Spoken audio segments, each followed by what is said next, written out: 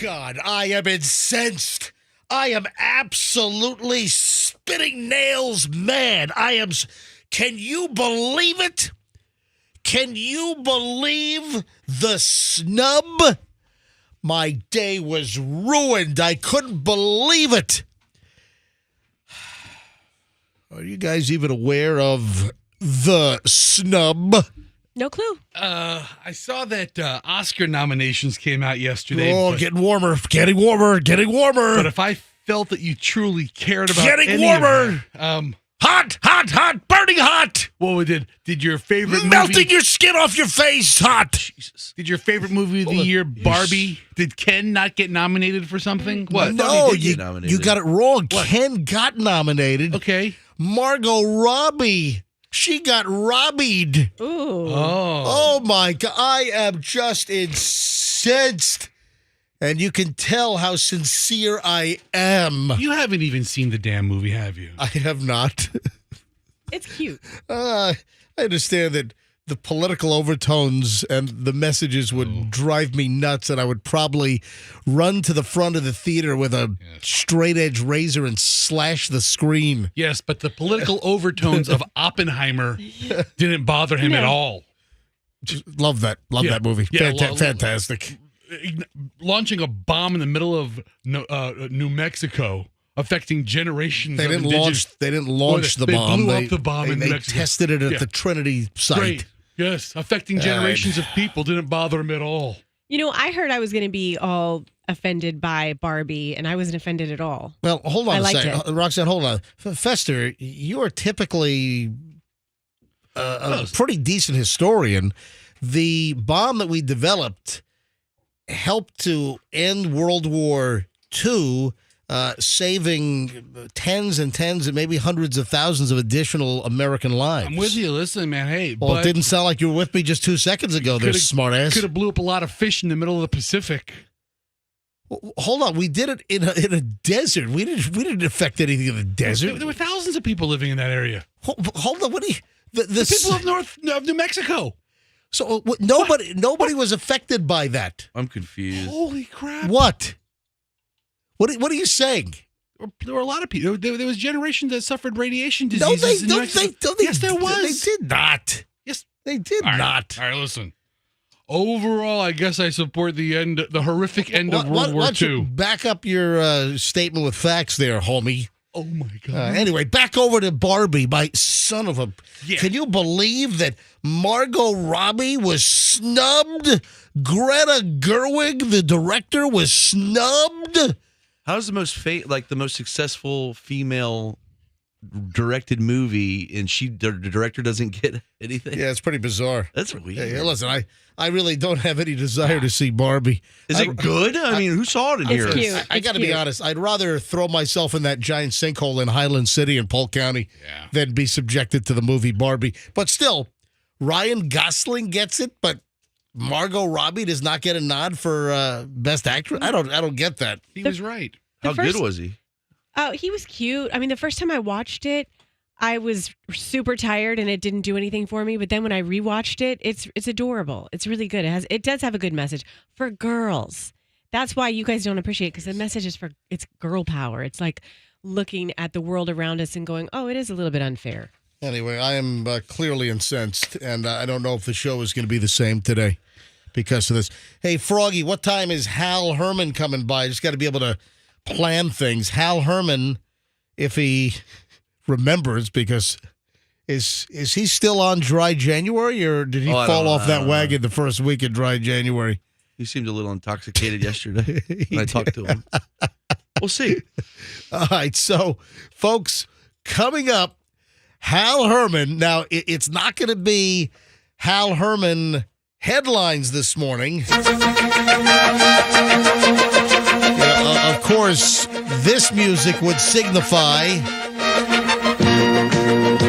Hal Herman headlines. Although we need a Hal Herman. I'll talk to Hal while he's here, because I would like to do a Hal Herman headlines tomorrow or Friday.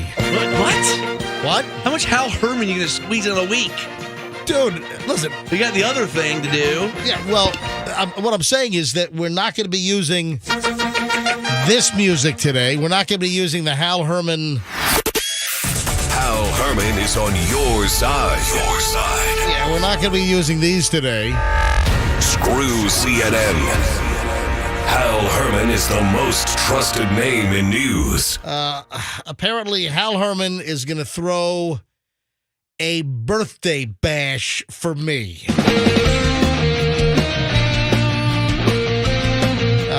Froggy, what time is my Hal Herman birthday bash? I don't know, close to 8 o'clock, I guess. All right, so around 8 o'clock?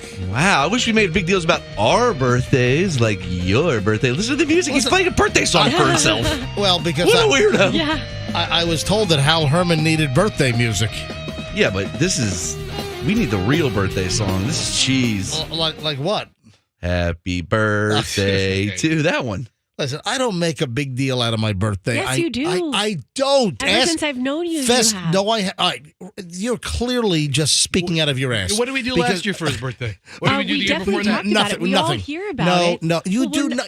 You don't. That's the point. Fester, would you please set Roxanne straight that my birthday is never really the fact. The only I've heard reason about it for 5 days No, straight now. Other than acknowledging the fact that it happens, I've never been to an MJ birthday party. Well, I'm not talking about listen, parties. There's never been a this cake. Roxanne, this year, because the cake girl apparently is bringing something in this morning. Hal Herman is throwing me a birthday bash. Other than that, the last 30 years that I've been on Tampa Bay radio, we've done virtually nothing on my birthday. Other than the fact that I've heard you reference your birthday over under, I don't know, 52 times in the last 6 days. Did you not hear what I just think- said?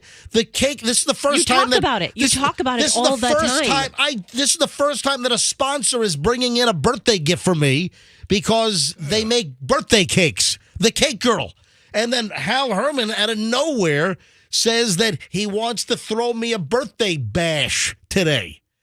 Listen, nothing like a washed-up, drunk former newscaster. Whoa, careful. Hal and Froggy are really He's looking close. to try to get back in the news. Yeah. Well, Channel 10 could use some help. Yeah, man, he's applying everywhere. Man, Channel 10. I mean, He's got a gig on the 700 or an interview with the 700 Club. They have an opening. Yeah. That he's gonna do. That he's gonna drink 700 mini bottles of Jack Daniels out of the hotel fridge. With club Little soda. shooters. That's the 700 little mini liquor bottle club. Anyway, so Roxanne, I don't talk. Am I going to take it back? Am I going to take it back? Am I going to take it back? No, I'm not going to take it back. You Whoa. say the word birthday a Oh my lot. God, are you on speed? What's going on over here? Roxanne. No, because I saw you going down that path. So This is the- Roxanne, this is the Are you one- going to take it back? No. This is the one time that in Fester, would you? I'm not begrudging you for recuse myself. celebrating. I actually quit this segment right now. Is it time for a commercial or listen, something? You've quit the You can't segment. quit a segment. Yeah, it's just. Am I gonna take it back? Am I gonna take it back? Am I gonna take it back? Am I gonna take it back? Am I gonna take it back? Well, it's better than your low energy yawns. Oh, good one. You should take it back. You should take it back. You should take it back. You should take it back. You should take it back. Oh my God, You should take it stop. back. By the It's way, very- by the way, I have a gift Anyway. box right here. Well, for yourself? No, it's not. It's not for me. it's not. I'm holding the gift box up to MJTV. A gift box was mailed to us yesterday, and I opened it up, and it's not for me. And the gift in this box is actually for somebody else in this room. Great. Will it be Roxanne? Will it be Fester? Will it be Froggy? Somebody will receive this gift in this box later today. So you want to stand by and see what the heck's in the box? Did they include a receipt No, in case I want to take it back? no, In case there's I no- want to take it back? there's In case no- I want to take it back? There's no. Oh my God. There's no. Do that. There's no gift receipt in the box. All right, 6:09 at the MJ. What?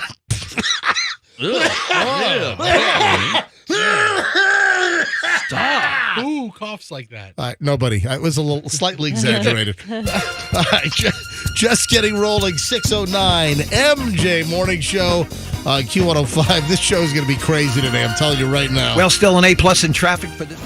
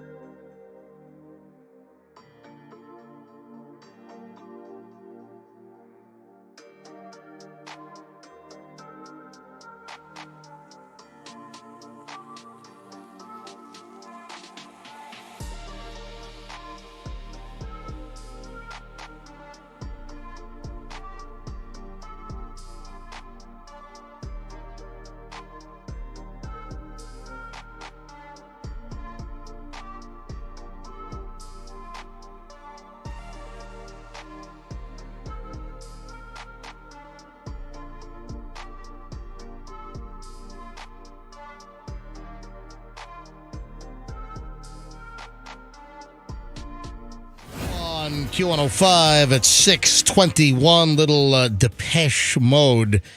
Man, this is disturbing. This is, the humanity. I'm guessing that whoever organized this had one job, right? Fester, would you one job? I mean, this person had to have been in charge of this one element by themselves. Froggy's just walking in. He's been gone since we went to break a few minutes ago, so you missed kind of like the in-studio during the commercial break banter getting ready to talk about this. So I don't even know if you've seen this, and Roxanne, I don't know if you've seen this. Do you know about the horrific tragedy that happened on stage during a corporate event? Oh, I saw that. Did you? You know me. I watch horrific videos all day. All day. I love it. Horriblevideos.com. One of my favorite sites. There is no website called Horrible Go there. Videos. I bet you there is. I guarantee there is, and the videos are horrible. Go to a different tab. I want to see if there's really a horriblevideos.com. Dude, that's my daily visit. Horrible videos. You didn't spell horrible right. You might not be able to get to Dude, it. It's not horrible. How you pronounce it is horrible. Well, horrible. Jesus, can you put it in? Dude, I have never seen somebody as bad as you And in yet here I operating am. a simple device as a keyboard. Again, here I am. Horriblevideos.com. Why don't you start reading some of the titles? Oh, there is. What? There are. Oh my God! The titles are Froggy. You sit on this. Are you kidding me? The first one is "Girl Pulverized by Car in Jian." Yeah. I watch it. You got to desensitize yourself. Oh my God! Bullfighter was taken apart. Yep. Shredded apart. What the? Beheadings, all kinds of All good right, stuff. all right. Oh, this is a horrible video. It's horrible. Yes. How do you Horrible videos. How do you know about this? Yeah, I don't know. That's why I'm so desensitized to life. You're a social degenerate. But I did see the video of the guy, the CEO. So why you? Was it on this site? Stop. Why you, dude? It is just so dumb. Why are you dumb. laughing? It's almost deserved what happened. No, what are you talking about? This is awful. This is terrible. Well, it's he tried to come in like Willy Wonka in the chocolate factory. What do you expect? I mean, God, what a grand entrance. Dude, you're a bad human. You're talking about the balloon thing, and then on stage he was coming. It's not a balloon. It was supposed to look like a steel cage. Like a lowering platform. Like a lot but of he was in concerts like start. a crappy old fair ride thing. When did you see this? Yesterday. All right. Doing my horrible video search. I saw this. What does it say? Today is Wednesday. I think I saw this on Monday, and it's not often we talk about events in India. No, but we're out of the country, period. But the deal is that this is a CEO who's Indian, but oh boy, lived in the United States. So I guess there's a U.S. headquarters for this company, and I guess they have a whole bunch of employees over in India. So the CEO was over in India for a company party because obviously they employ a lot of folks over in India, and this is a huge event in some kind of like big ballroom or it's like a convention ballroom. It's like an annual convention. Yeah. All the employees or all the shareholders or a lot of people. And the boss comes out, everybody cheers. I don't think there were shareholders. I think these were the employees at the call center or whatever in India. The name of the company is Vistex. Roxanne, can you tell me what Vistex does? Vis with V-I-S. Yeah, V-I-S. It's V-I-S-T-E-X. V-I-S-T-E-X. What do they do? Is it software right off the bat? That's that would be my guess. Revenue management solutions and services. All right, so it's probably software as a solution, right? Probably a SaaS company. And yes. Anyway, tons of employees over in India, and the U.S. CEO, who, was, I guess, an American, Sanjay Shah, not to be confused with Sanjay Gupta from CNN, but this is a tech boss here in the United States. Also, the headline is weird. Plunges 15 feet to his death. You just don't think of 15 feet. He fell right on his head. Well, that's why. Yeah. I mean, he landed. If he would have landed on his legs, he probably would have screwed up his ankles and shins and everything. It was a horrible landing. Probably a femur or maybe a compound fracture or something. You have to understand, he got dumped off a I know. platform. He didn't fall off. I know. The wire snapped. So what was happening for all of their employees over in India, this U.S. tech boss, Sanjay Shah, the CEO of Vistex, was entering this grand entrance of being like lowered in some kind of a cage. And he had himself and I guess the company president, both of the big dudes at the company were inside this like steel cage. They were being lowered from the ceiling and the cable snapped and the thing like dumped them upside down. And the dude, the CEO, the big guy, landed on his head and it killed the guy. I'm like, what the? Oh my God, poor Sanjay. And then the president, he wasn't killed, but he was seriously injured. He landed on top of Sanjay. You got to learn how to land, man. Do you cancel the party after that? I think they just pushed him aside and went on. I mean, does the buffet open? I mean, what do you do in this situation? What if they had a cake? All right, listen to this. Day of celebration quickly turned into a horror show when a tech CEO plunged 15 feet to his death in an onstage mishap in front of horrified employees in India.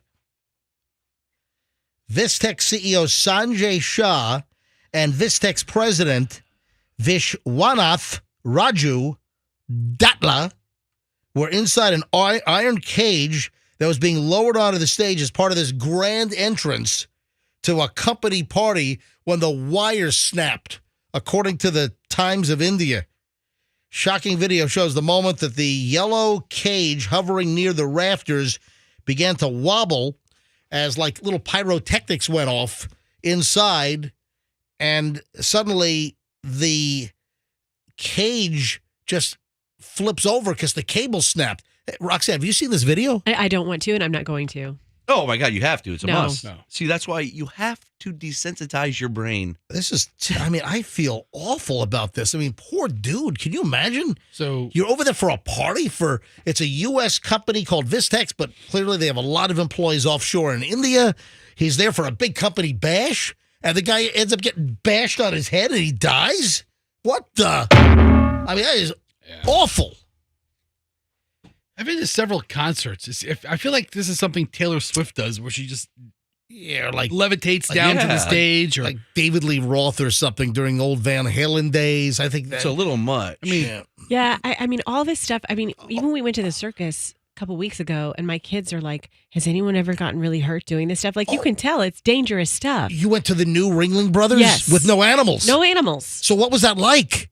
No elephants, no lions? I grew up on the old school circus, so it was new for me, but my kids don't know the difference. They just think they're watching aerial acrobatics and tricks and stuff. Is that what it is? It's like Yes. all clowns and acrobatics now? It's all clowns, acrobatics, singing, pageantry. did they have a high wire act? They did.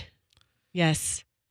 Oof. But my kids were smart enough to say, has anyone gotten really hurt doing this kind of stuff? Do they still sell those little flashlights with Yes. the flip top that you swing around and you hit hit your kid in the eye with it? Yeah. You hit your kid in the eye, or you give everybody in your row a seizure. Yeah.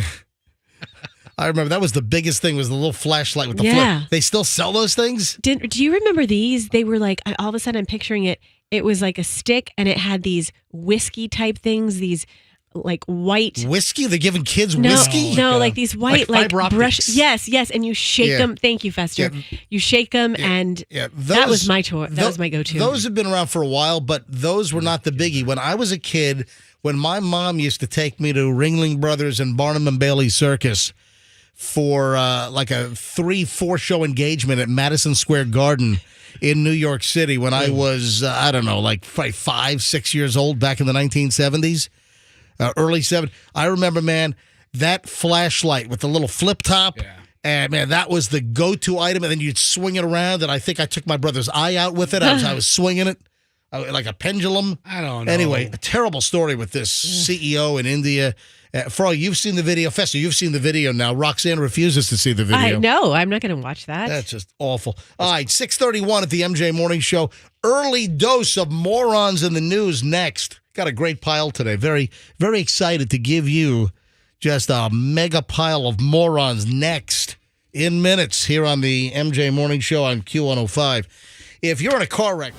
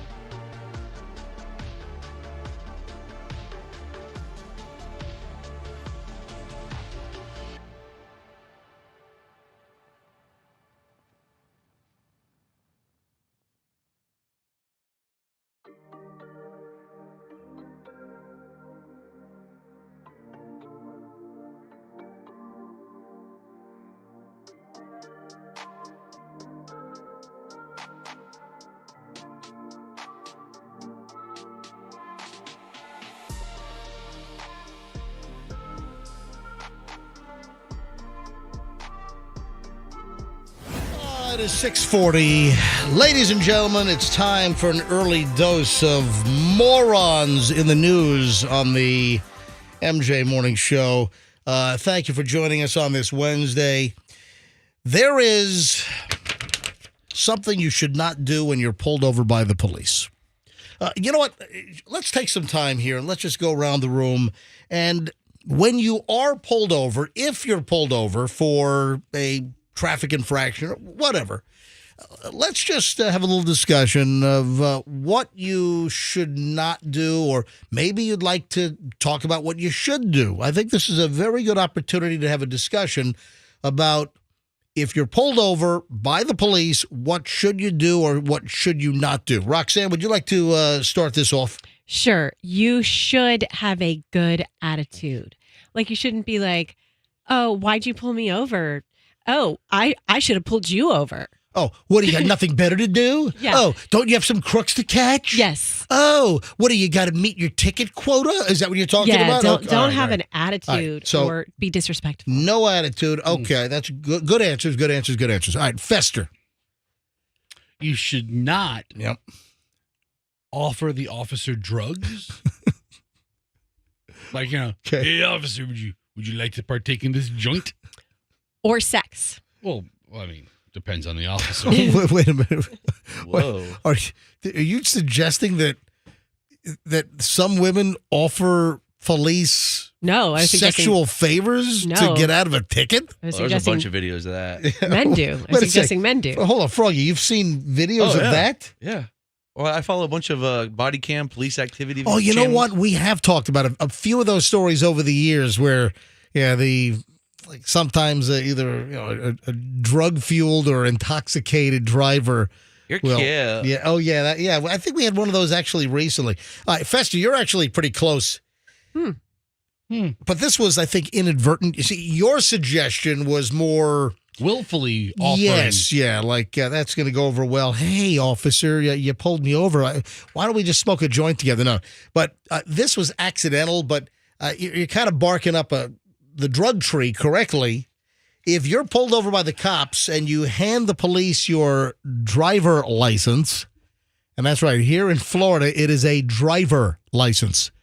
We all want to naturally say driver's license, but if you look at your driver license here in Florida, it doesn't say drivers. There's no apostrophe S.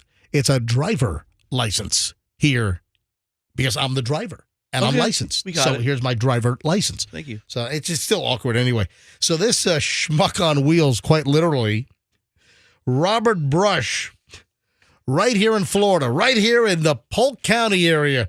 This guy gets pulled over, hands the cops his driver license, and it had meth on it.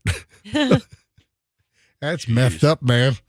So It was he just like cake Hold on, on it. I'm Michael Strahan. That's methed up. So hold on. Yes. Did he use the license to Cut it cut up. it? probably or cut it chop or do like a bump. Here, a bump. Use Yeah, your like key a- for that. Yeah. A Look license at Roxanne with the terminology. Yeah, because we just did that story last week. Yeah. Remember the story we did about the caffeine cocaine that you can order, Yeah. and it's like bump. What was it called again? A bump. Yeah. Yeah. So Robert Brush had a little brush with the Polk County Sheriff's Office.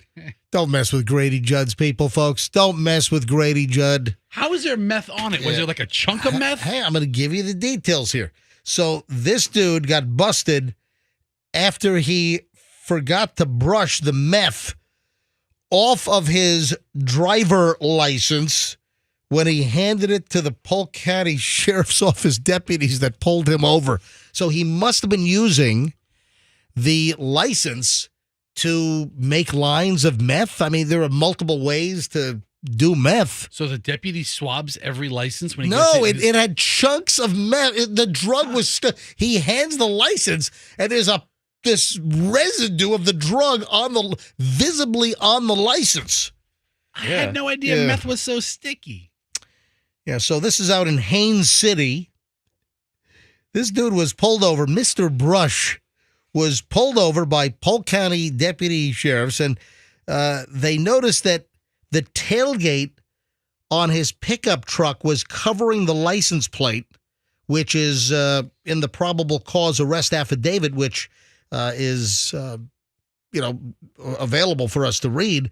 Deputies pulled Robert Brush, 46 years old, over, asked for his license. When he handed it over, deputies noticed a white crystalline substance on it. Okay. Well, you whip out the drug testing kit and, positive for methamphetamine. Boom. Ooh. Yeah, driver licenses, credit cards, whatever, are often used to, break up drugs. So the deputy clearly tested the substance, came back positive for meth. And then, of course, Brush claims, I don't know where that came. That's not mine. Officer, I swear to God, I have no idea how that methamphetamine residue got on my license. As God is my witness, I had no idea. How did that happen? I would have said the same thing. Man, the cops get the craziest crap from idiots on the road. So Brush claimed he didn't know that there were any drugs on his license. He said there was nothing illegal in the car. Deputies then called the canine drug sniffer dog in. Then the dog alerted that there were more drugs in the car. And then tucked in between the driver's seat and the center console, they found a baggie filled with what appeared to be a large amount of the same substance that was on the license. That then came back positive for meth. A total of 14.23 grams of meth. They also found another baggie with about 2 grams of meth in it as well. So it looks like a total haul of over 16 grams. Anyway, Robert Brush's brush with the law resulted with his arrest. Taken to the Polk County jail, all because of a minor traffic infraction. His inability to brush off his license, according to the Polk County Sheriff's Office and their little post on Twitter, now X. Nice. Amazingly, they said it's not the first time someone has handed over their license covered with an illegal substance. Anyway, he was arrested on charges of trafficking in methamphetamine, possession of drug paraphernalia, possessing a vehicle knowingly trafficking drugs, tampering with physical evidence. This guy's got a lot of charges against him. Well, also, he's got a pretty long rap sheet. The Polk County jail records show that he's been a frequent guest over the years. So he knows his way around. Dude, listen to this. Mr. Brush, according to jail records out in Polk County, Mr. Brush has enjoyed a stay in the Polk County jail over 50 times since 1997. What the? Really? 50 times. Oh, my God. They probably just greet him by his first name. Does he get the same room every time? Does he get the same? Remember when Norm would walk into Cheers? Oh, yeah. And they'd all shout his name. No. Same thing with this guy. Or like, welcome to Moe's. Yeah, right. They know. All the intake deputies go, welcome to the Polk County Jail. Welcome to Moe's. He's asking about their kids. He knows all the stories. My God. 50 times? Is that a record? It's got to be. It's got to be. We got to get Sheriff Grady Judd on later on and ask him about Mr. I'm sure Grady's familiar with Mr. Brush. Okay, so what have we learned here? Because Grady started as a deputy there when he was like 12 years old. Oh, yeah. Seriously, something like that. He dropped out of middle school to become a cop. Yeah, exactly. What we learned is to wipe your credit card down. No, to use a credit card rather than a driver's license. Oh, yeah. Or a room key, or... Why are you giving drug tips? She's just acknowledging I'm what just we learned. acknowledging Mr. Brush is not going to stop using meth. I would like for him to, but, Oh, my God. What a mess. I actually love him on that. Early morons in the news on the MJ Morning Show here on Q105. All right, I've got a bizarre story. I don't know how this happens. There's actual photographic proof of this. I don't know how you get a purse stuck on your nostril. A purse? Yes, you heard me right. But you said on your nostril. Yes. I did not misspeak. I didn't stutter. Yes. Hold on. This is the craziest thing. I even after seeing pictures, I don't understand how this is even remotely possible. But apparently it is. Hold on to that thought, folks. That and more next in moments here on the MJ Morning Show on Q105. One of our newer...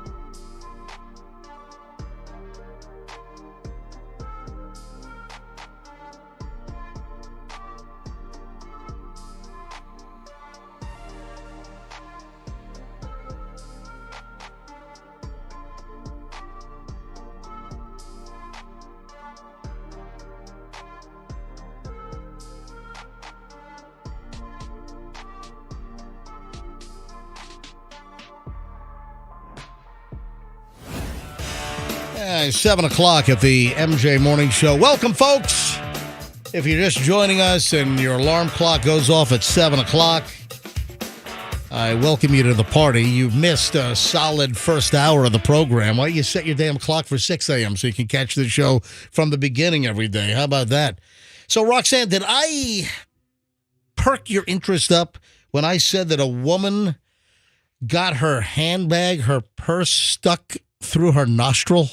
Yes. How does that happen? Like, Well, I have multiple different purses in my bag. Even Yeah. I carry multiple purses in my bag. whoa. And none of them- Hang a minute. In that thing you have right there, hold that Yes. up to the camera. Okay. So that's your, what do you call that? That's like a tote, right? Yes, this is a tote bag. So wait a minute. You're telling me that you have multiple purses in your tote? Why? Why do you have multiple purses in? All right, Roxanne, Andrew, do you have MJTV on Roxanne's tote? All right, nice tote. All right, so This is the tote I got. Remember? When what is that? Hold on, is that like an army camouflage tote with a pink stripe? Yes. What is that? So I got this. Remember when I No, was at the hold it back airport? up. Hold it back up. Well, is this All like right. is this a brand name? You know, I'm not really okay. It's a Haute Shore. We got it at Tampa International Airport. Remember that? Yeah, I always buy my luggage at the airport. Well, do you remember what happened? Oh, your kid vomited in your bag or something? Well, it looked like that. It was my child handed me a bottle of juice, and that's when we were having a difficulty trying to get on a different flight, and I wasn't paying attention, and the cap was loose, went into my old bag, and just looked like somebody had vomited all over my bag. So wait, a drink gets spilled in your tote, so you throw it away and buy a whole new one at the airport? It was a really bad day, and I think Doug did it to try to cheer me up. You know, when I think of value, I think of purchasing items at the airport. Yes. Yeah, but I had to replace. I had all my stuff in my bag covered in smoothie, banana strawberry juice. Just take it out and then go to the bathroom and get some paper towel and clean it out. Jack Links at Hudson News is $22 Yeah, so for like 7 pieces Yeah, of beef jerky. Really a ripoff. So the same beef jerky at Walmart is what, like $7, like $7.99 or Yeah. something. At the airport, it's $22. Yeah, a little price hiking. And that's any airport, man. The airport prices are just out of control, obviously. So Roxanne, I'm fascinated by the fact that you carry multiple purses. Within bags. So you're telling me that during the course of your day that you're doing just fashion accessorizing on the fly, and it's like you have stock and inventory with you? I can if I want to. Do you have multiple pairs of shoes in there? Do you have different bras? What Yes, if you suddenly feel like you want a sexy lacy bra instead of some kind of an industrial tent? Do you have that in your bag as well? Yesterday, I did have an extra bra on there. Oh my God! Look at Yeah, this. you never know what you're going to prepared. find. Guess not. All right, so you're very intrigued by a woman who. Do you see the picture? Ugh, I'm afraid to look at it. I have no idea. Kayla Robinson had to seek medical attention because the zipper from her handbag got stuck on her nose. It's like, what? She must have a piercing, right? What is your nostril? Listen to the story here. Kayla Robinson was lifting her crossbody bag over her head when the zipper got lodged under her right nostril. 41-year-old woman, freak accident. She's bleeding profusely. She's crying in pain. And she had to go to one of those 24-hour walk-in medical clinics to have them remove her purse from her nostril. Wow. Oof. Come on, what are the odds of this? What is this, 1 in 10 million? I mean, I don't know. There's 7 billion people on the planet. Half of them female, might carry a purse. I've never heard of this before. Actually, if I'm not mistaken, there are more females on planet Earth than males. Yeah, there are.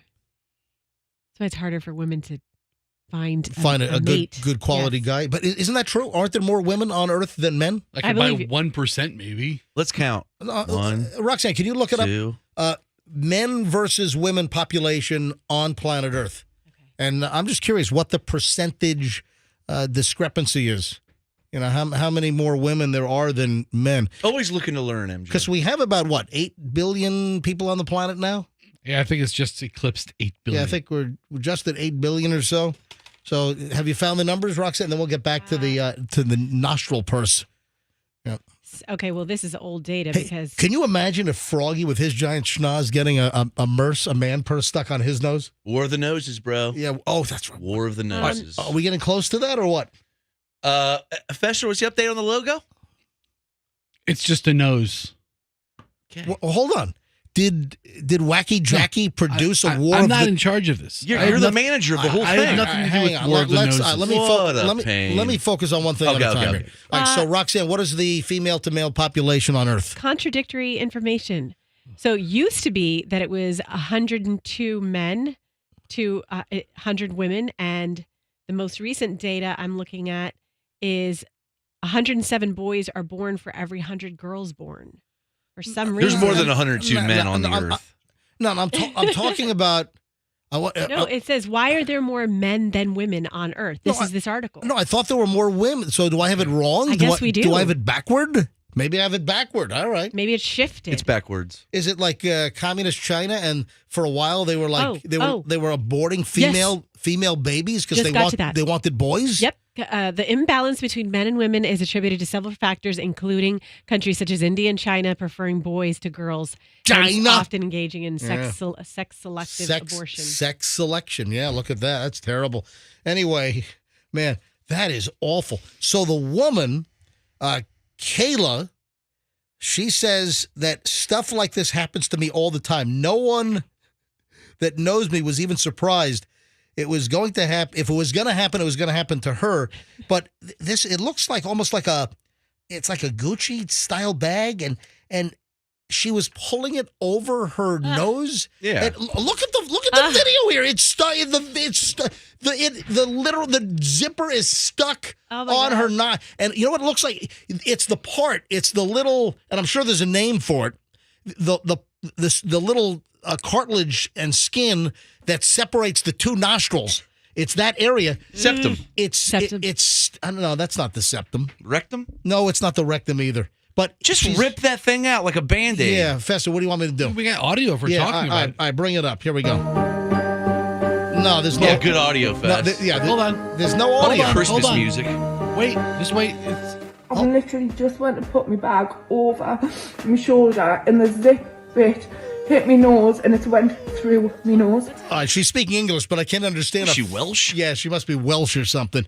But the zipper, so she tried to lift it over. It's stuck in my nose. And it is the zipper. I don't even know how this happens, but it did. It's the part where the zipper handle kind of flops around inside that little coupling. So what they had to do first, because of the head, this was a big bag. The bag is dangling off that little, skin and cartilage nose piece. She had to hold the bag up, otherwise it would have ripped half her face off. Exactly. So they ultimately, first thing they had to do was cut her bag. So they took shears and they had to cut the whole bag off. Not my bag. Leaving just the zipper stuck. And then they had to go to work taking the zipper off her face. So, Roxanne, you just saw the video. That's what happened to this lady. I love how that lady's like, oh, my friends would expect this of me. Of course, Kayla got a purse stuck up her nose. Typical Kayla. Listen. Like, that doesn't happen. That's not a It's like that typical movie thing. when the guy put his zipper and his nuts got stuck in it. All right, What Froggy. was that movie? And the Froggy. firefighter goes, rip it off like a Band-Aid. Oh, Was that something about Mary? Mary? Yeah. All kinds of stuff. Hair And they gel, showed hair gel, and zippers. Oh. Hey, listen, I was traumatized as a kid with a zipper. Ooh. Oh, my God, no. I was probably 5 years old, and my grandma Minky was helping me get dressed. Oh, no. And Minky, my grandma, beloved grandma Minky, she was the best, my mom's mom. And I'm 5 years old, and she zipped up my wang right in my zipper. Oh. And I'm awful. Listen, Stupid Minky. I don't call Minky stupid. She zipped up your peen. In that isolated incident. What are you talking But about? I- I would have smacked her out Dude, of... I remember this.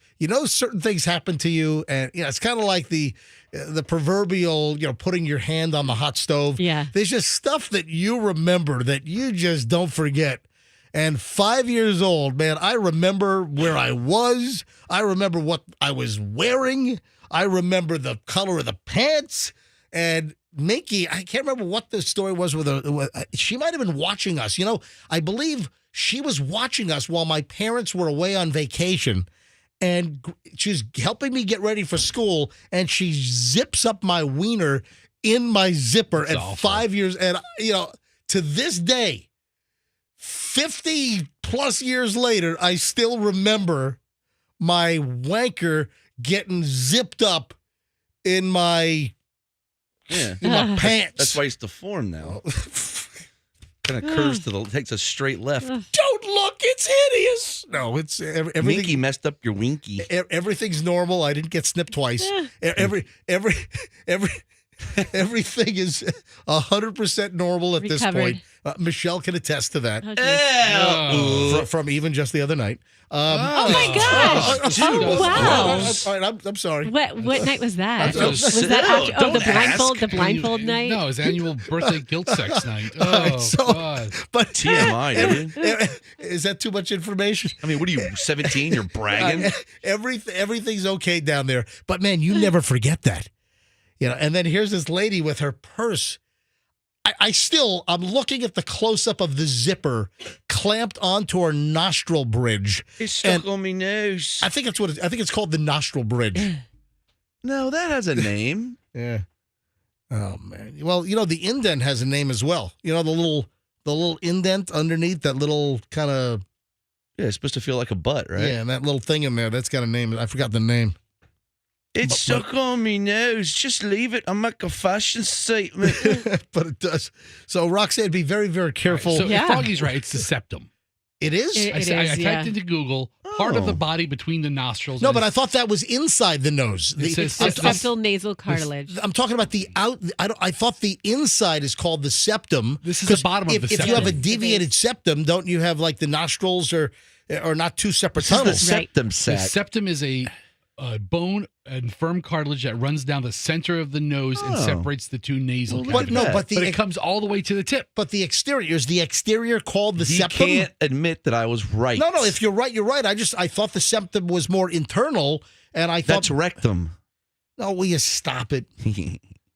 All right, 7:13 at the MJ Morning Show here on Q105. So that's how you get a handbag. Careful with all your handbags that you carry around.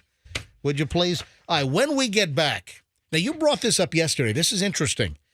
Baby names that are like going extinct? Yes. Why'd you bring this up on the show yesterday? Because it was in the prep pile yesterday. We just didn't get around to it. Right. I brought it up to you off air. I didn't bring it up on air. I just said, MJ, did you hear this story about these names that are going away? Yeah, so there's like a whole spate of names that were very popular that are now like totally on the outs. I'll tell you right now. Yeah. Adolf and Kermit have to be on the list. All right, I knew a Kermit and I knew an Adolf. And he was an old-ass man. All right, we'll get to all of that coming up in just a bit. Also, Froggy had a little run-in with ChatGPT. The artificial intelligence, AI. I've been experimenting. Program where ChatGPT will do research and give you like papers and paragraphs and it'll write stories. Well, Froggy has written a couple of stories, or I should say ChatGPT. I didn't write. I barely did anything. ChatGPT did. And Froggy has a presentation coming up in just a bit here on the MJ Morning Show. I've got a bizarre story that a listener sent me about baby clothes. Yes. Ooh. We'll get to that coming up. Got a little hygienic segment coming up here on the MJ Morning Show. We're loaded. I can't eat, and plus the MJ birthday bash with Hal Herman is coming up. The cake girl is coming in with some kind of surprise shortly. It is a loaded long segment. Over an hour and 20 minutes of nonstop MJ starts next here on Q105. Can I get some WD-40 on my microphone?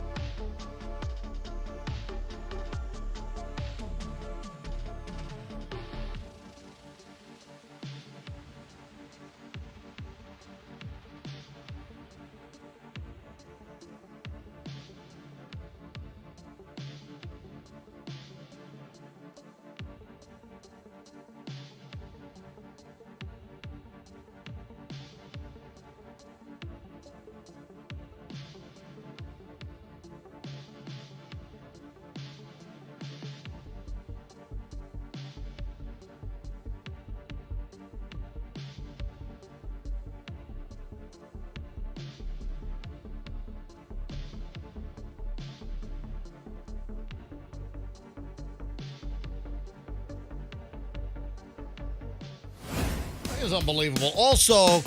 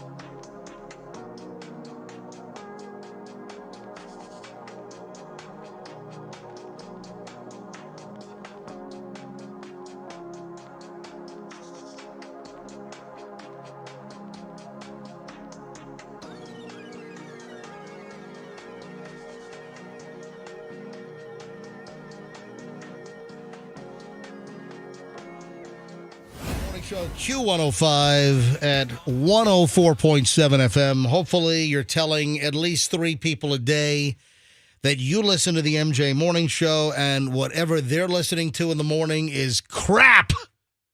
Yeah, tell 3 people a day to listen to the MJ Morning Show.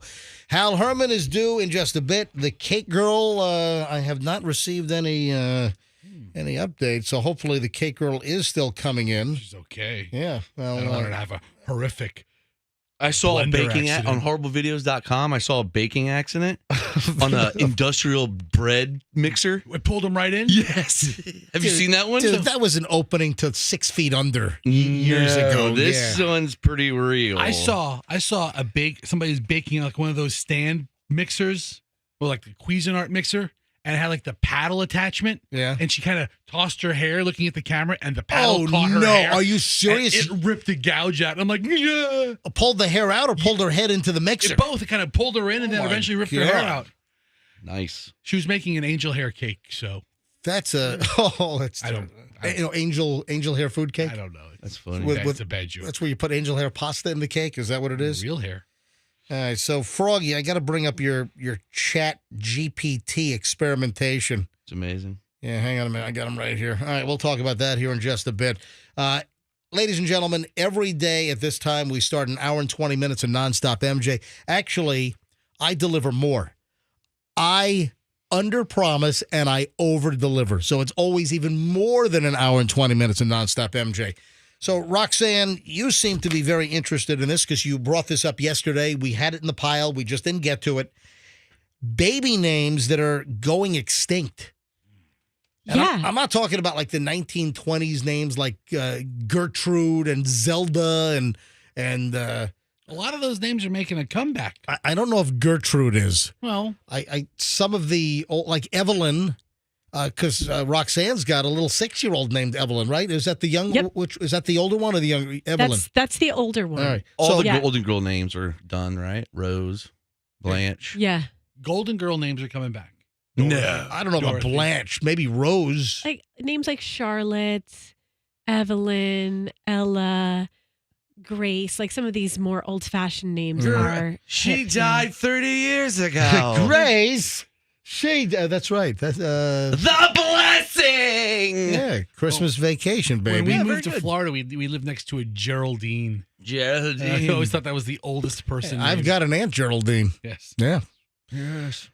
Do you know there's something called the Baby Center? Did you know the Baby Center is located in San Francisco, California? And a woman by the name of Rebecca Wahlberg, I don't know if there's any relation to the famous Wahlbergs, but she is the director of the Baby Center, and she keeps track of baby name trends at the Baby Center.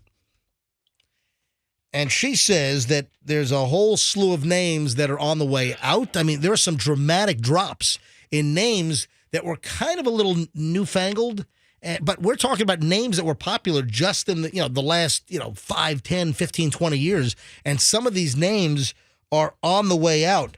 There was a surge in the early 2000s, she says, of baby names that ended in ADEN, like an Aiden name. So some of the names that are falling out of popularity, the name Aiden, A-I-D-A-N, Aiden, fell 93 spots from 2022 Wow. to 2023 in 1 year. The name Aiden. So just 2022 to last year, the name Aiden fell 93 spots. The name, some of these names, I've never even heard of this one. So names that kind of end in Aiden. Did you know that the name Raiden, R-A-I-D-E-N, that was a thing? No, that's not a thing. I don't know anyone named Raiden. Mortal Kombat character's named Raiden, I think. Really? Really? So, Raiden. Maybe that's where people got Yeah. the damn name from, right? Naming their exactly. Falling 147 spots this year. It's the name Raiden. okay. Jaden. Now we've heard of Jaden. That one I've heard of, J-A-I-D-E-N. That fell even further. I feel like every middle school has like 5 Aidens and 5 Jadens. Jaden's, yeah, Yeah. exactly. I feel like this lady has the dumbest job on earth. the baby The center. baby center? Yeah. So Jaden fell 151 spots from 22 to 2023. What does she come in every morning? She's like, "Oh my God, Jaden dropped! Jaden dropped! Everybody, let's go!" I mean, what the hell? She's got a tote board, and I mean, She's what like an the awful gig. She's like the worst day trader ever. then sell, Jaden, sell, Jaden. I'm gonna short Jaden. I'm shorting Jaden. Rose is dropping, big Listen, drops. I know it's What like are some covered calls on Rose? it's a little What's on speculative. what's on the increase, Froggy? What's a good Lola bet? May. What? Lola May's on the rise. Look at it go. Listen, MJ. Lurleen is on the rise. A friend of mine told me now's the time to put some puts Yeah. down for Aiden. For Aiden, really? All right. Naked puts. Now, another thing that is becoming less frequent, and this apparently is on the outs as well, last names that were used as baby first names. That's on the decline. Schwartz. There's a kid named Shorts. Baby Schwartz. No, I'm kidding. No, some listen, like Mackenzie. The name Mackenzie, really kind of a last name It's a that's last become name. a first name. That name is on the decline. All right, well, so is the name Madison. Those are all stripper Hey, names. let me give you Mackenzie's not a stripper name. Okay, hold All on. right. Every name's a stripper. Roxanne is the ultimate stripper. Oh, it is. Yeah, I mean, yeah, for like 80-year-old strippers. No, Roxanne is a timeless name. That's right. My name never got popular. Like it never was. I have to give my mom a lot of credit because that's like you see a baby, you don't really bestow it with that What do you name. mean never got popular? It was a Sting song. It was a Yeah, it but was it's a never police been a song. popular song. It was a movie. It's I mean- never been a popular name, I should say. Eddie, It wasn't a popular song. Eddie, I'm sorry, it was a Roxanne- popular song. It wasn't a popular name. Eddie Roxanne- Murphy. Eddie Murphy was singing it in a jail cell. Yeah. Yeah, I know, but here's the thing: it has pop culture, Right. but it's never been a ubiquitous name. It's never been popular. Every time I ever go to Busch Gardens and try to buy a keychain with my name on it, never there. Mine, same with me. Or the little license plate. Never can Never. And that bummed you out. I could never Yeah, find I a did. Michael. I did. Is that why you're slightly mentally defective? Is I- because you're never could- able to get your name on a keychain at Busch Gardens? It is.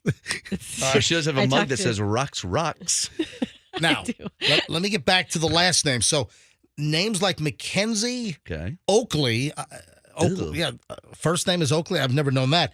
Reagan, Sawyer, those are girls' names, and those names are on the decline. The name Mackenzie, a last name that became a first name, one of the fastest falling names last year, dropping 184 spots down the list of popular baby names. Boys' names that are on the outs. So these are boys, like last names that became first names.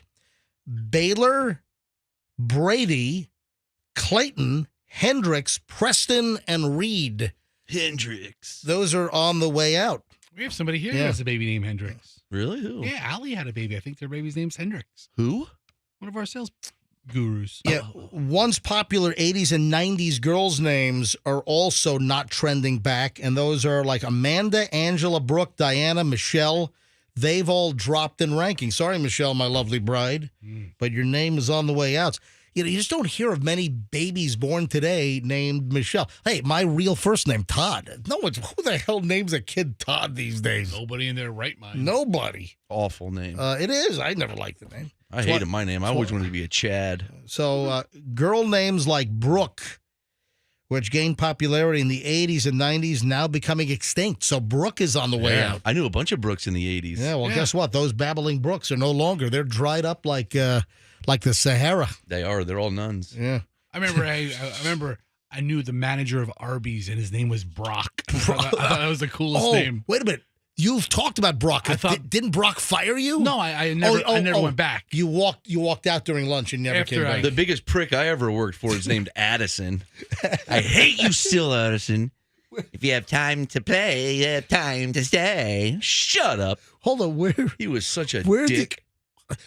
Froggy, Sorry. I mean, stop. this guy Dude, really, he was come a on. manager at Publix, and he was like 5'2". Language, dude. Come on. Oh, he was awful. Guess what? You're laughing. He's probably a multi-millionaire general manager of a Publix. He grabbed me by the throat one time. You know, that's a fact. At 5'2"? Man, I'll buy Listen, medicine. that's a fact. Like general managers of Publix locations, they typically retire millionaires. Yeah, good for him. Oh, I hope he fell off a bridge. He fell into the cardboard baler. They just bundled him and left him out back. A bundle.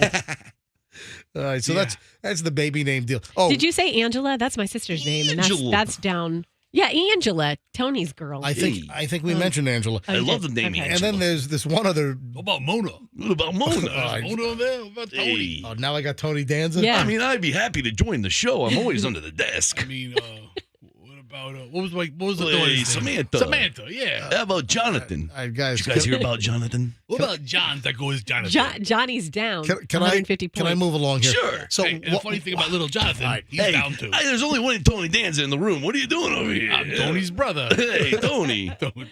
Tony has a twin. now I got to sit. Now I got Hey, Tony 1 and Tony 2. Tony 2, how are you doing? Now I got sister Tony. I got Antoinette. Antoinette or Antonia. All right, stop, guys. Enough. Moving along. All right, so all right. one of the baby name thing. Yeah. A baby was born in a McDonald's parking lot Oh, God. in a snowstorm, and this is Muskego. That's Wisconsin, right? Yeah. Muskego, Wisconsin. Baby was born in the McDonald's parking lot during a snowstorm last week, and they're nicknaming the baby McFlurry. Oh, well, nicknaming it is... Yeah. I thought of some other names. All right. What about McRib? Wait a minute. If the baby was a preemie, you name it Quarter Pounder. Oh. That's bad. I'm sorry. I'm sorry. Hey, you know MJ's not very good at the fast Yeah. food or premature baby You jokes. should leave the jokes to the two Tonys. So the other day I had to go to the Publix. All right, stop. Yeah. Listen. Yeah. I took my son Hudson, who now is You learning. mean your son, Jonathan? Samantha? You only have a daughter. How the hell did I get into dueling Tony Danza hell Don't with forget about Froggy and Antoinette. Fester? Go ahead. Let him finish his So story. we go to Publix when we're driving in the car, and Hudson, 7 years old, looks at me and goes, "Hey, Daddy, can you talk like that the whole time? What? Can you talk like?" Tony. Because I was doing Tony Danza talk to my son, and Why are you confusing your kid with Tony Danza talk? because I do silly voices with the kids all the time. So and you're my- just ripping off my impressions. pretty much. I'm that like, I hey, ripped off. you know your favorite uncle, Uncle Froggy. This is his impression. Yeah. So, anyway, I like it. So people don't know that that's not your real voice if they've never met you before.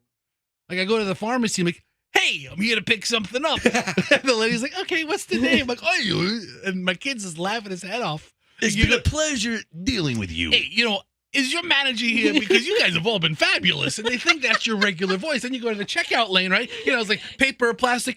You know what? I like half of it in paper, and I like half of it in plastic. All right. And they have no idea that All right, I'm guys. putting on a voice. You Guys. should stick in that character all the All the time. You're time. so sweet. Guys, can I please Yeah. get control of the show again? You should try to rip off another 80s sitcom star. All right. How about Urkel? All right. Yeah. Did I do that? Stop. I should have said that. any cheese? Okay. All right. Moving along, ladies and gentlemen. This is unbelievable. Two little punks. Well, 20 years old and 19 years old. I can't even fathom this. Driving dad's car 199 miles an hour. What? On a Florida road. Are you kidding me?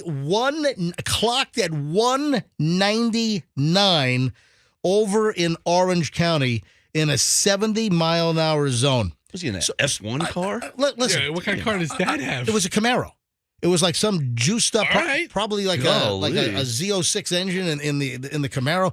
So I mean, think about this: going 99 miles an hour is fast, and then it's 100 miles an hour faster than that. I mean, you can't even wrap your head around this. I don't see how you'd have time to react to anything. You can't. Right. Two young men behind bars, Orange County deputy sheriffs over in the Orlando area said they were driving at 199 miles an hour. The arrest report lists Luis Alejandro Lorenzo Figueroa, please, 7 more names, please, 20 years of age, clocked doing 199 in a 70 while driving a red Chevy Camaro on the Florida Turnpike on Sunday. Let me tell you about the one time that Samantha took my van and got it up to 45. in the You school are zone. ripping off my deal. So deputies said that Mario Alberto Paz Gil, 19, was sitting in the passenger seat. 2 other juveniles in the car were released to their parents. That is insane. 199? 199 miles an hour in a 70? Tony, you believe that? That sounds pretty ridiculous if you ask me. All right. That's insane. Hey, Tonette. Held on $5,000 bond. 199. Do you know what happens if you hit anything, even hitting something at 80, 90, 100? I'm just trying to think. 99 in a 70. Someone doing almost 100, but then you add another 100 miles an hour onto Jeez. that. That is insanity. It's like this one time I went to the market and bought a watermelon and dropped it in the kitchen and went splat everywhere, Tony. It was Listen, people are going to erase the preset of Q105 from their radios if you don't stop it, okay? Hey, if you erase the preset, Just stop. Hey, I did that in my van one time. guys, stop it, please. All right, speaking of driving, Yes. I had a list, and I've seen these for a couple of years now, but I have noticed over the last year that these are just increasing. They're all over the place. And I had somebody send me a note, and I really haven't thought much about this because it's just kind of I know it's a gag. So a listener, I can't remember the listener's name. I can't find the email. let's go with the name Tony. All right, we stop All right, it. I'm done. Please, Sorry, just I'm sorry. knock it. Apologies. Listener said, "Hey, MJ, can you explain what's going on with all of the student driver stickers on the back of cars?" I have seen a lot of those, I've noticed. Is there an abundance of them Yes, around? they're all over the place. It's like be patient, student driver. They're all over the place. I probably see several a week. Yellow stickers or either stickers or little magnets that they stick. It's a joke. It's a gag. Is it really? What's so It's- funny about it? It's people think they're funny, but I could probably go to the phones right now. Of legitimate people just driving Yeah. around town with a student driver sticker? Okay, I'll tell you what. Let's go to phones on this quickly. Let's go to phones. 800-990-1047. 800-990-1047.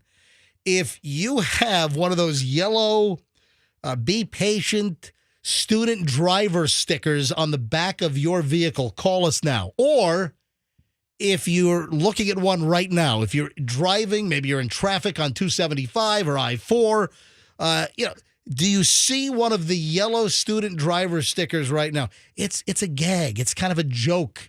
The regular drivers, for whatever reason, there's just kind of what it is? It's like a real-time, real-life automotive meme where people just think it's funny to slap the student driver sticker on the back of their vehicle, and clearly they're not a student driver. Also, it's hysterical to see. Well, it's not. Reckless drivers aren't funny, but I've seen reckless drivers weaving in and out with the student driver sticker on their car. All right, phones are already starting to ring here. So if you have one, hey, maybe you know somebody who has one, and have you said, hey, why do you have the student driver sticker on your car? What, you don't get it? Or if you're looking at one right now, fire up the phones, 800-990-1047. 800-990-1047. By the way, the cake girl and her husband have arrived in the studio, and I see that there's a mystery box.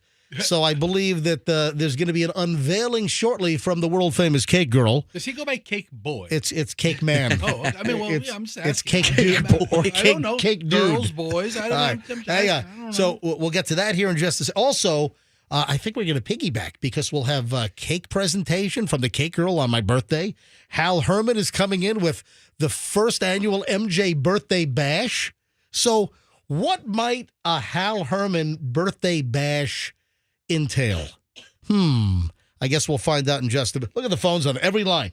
Every line is jammed on the student driver sticker. Folks, it's a joke. So whoever emailed me wanting to know, hey, what's the story? Why are all these student drivers? Because people are just having fun. How do you know? All right, well, let's go to phones. Mary Beth, Apollo Beach, you're up first. MJ Morning Show on Q105. Hey, Mary Beth, what's up? Oh, not much. Hi. So you have a sticker? Well, I found a sticker on my car. Wait, somebody slapped a caution student driver sticker on your car? Oh yeah, about 2 weeks ago. I went to work. I worked down in Lakewood Ranch and came home the one day, and my husband's in the driveway laughing at my car, and I'm like, what? What's going on? And I go back there, and sure enough, he thought he'd be a wise guy and slap one of those stickers on the back of my car. Is it still there, or do you take it off? Oh, no. I took it off, and it's going to be revenge one day. Ah, all right. What, are you going to put a child molester sticker on the back of his car or something? Oh, no. That's terrible. I'm sorry. All right. So was it a sticker or like one of those magnets? The magnets. The magnets. Gotcha. Oh, yeah. They're very cheap on Amazon, I learned. Like $4 for 3 of them. There you go. So did he slap the 2 others somewhere else? Oh, he'll find them someday. Oh, gotcha. Thank you, Mary Beth. Rob in Tampa. Look at this. Every line has lit up on the student driver deal. Rob in Tampa. Rob, you're on the MJ Morning Show on Q105. Hi, Rob. Good morning, guys. Listen, I don't think it's a joke, okay? I have a student driver. We have to drive on I-4 every day. I let my daughter drive. And let's face it, okay, I have a different spin.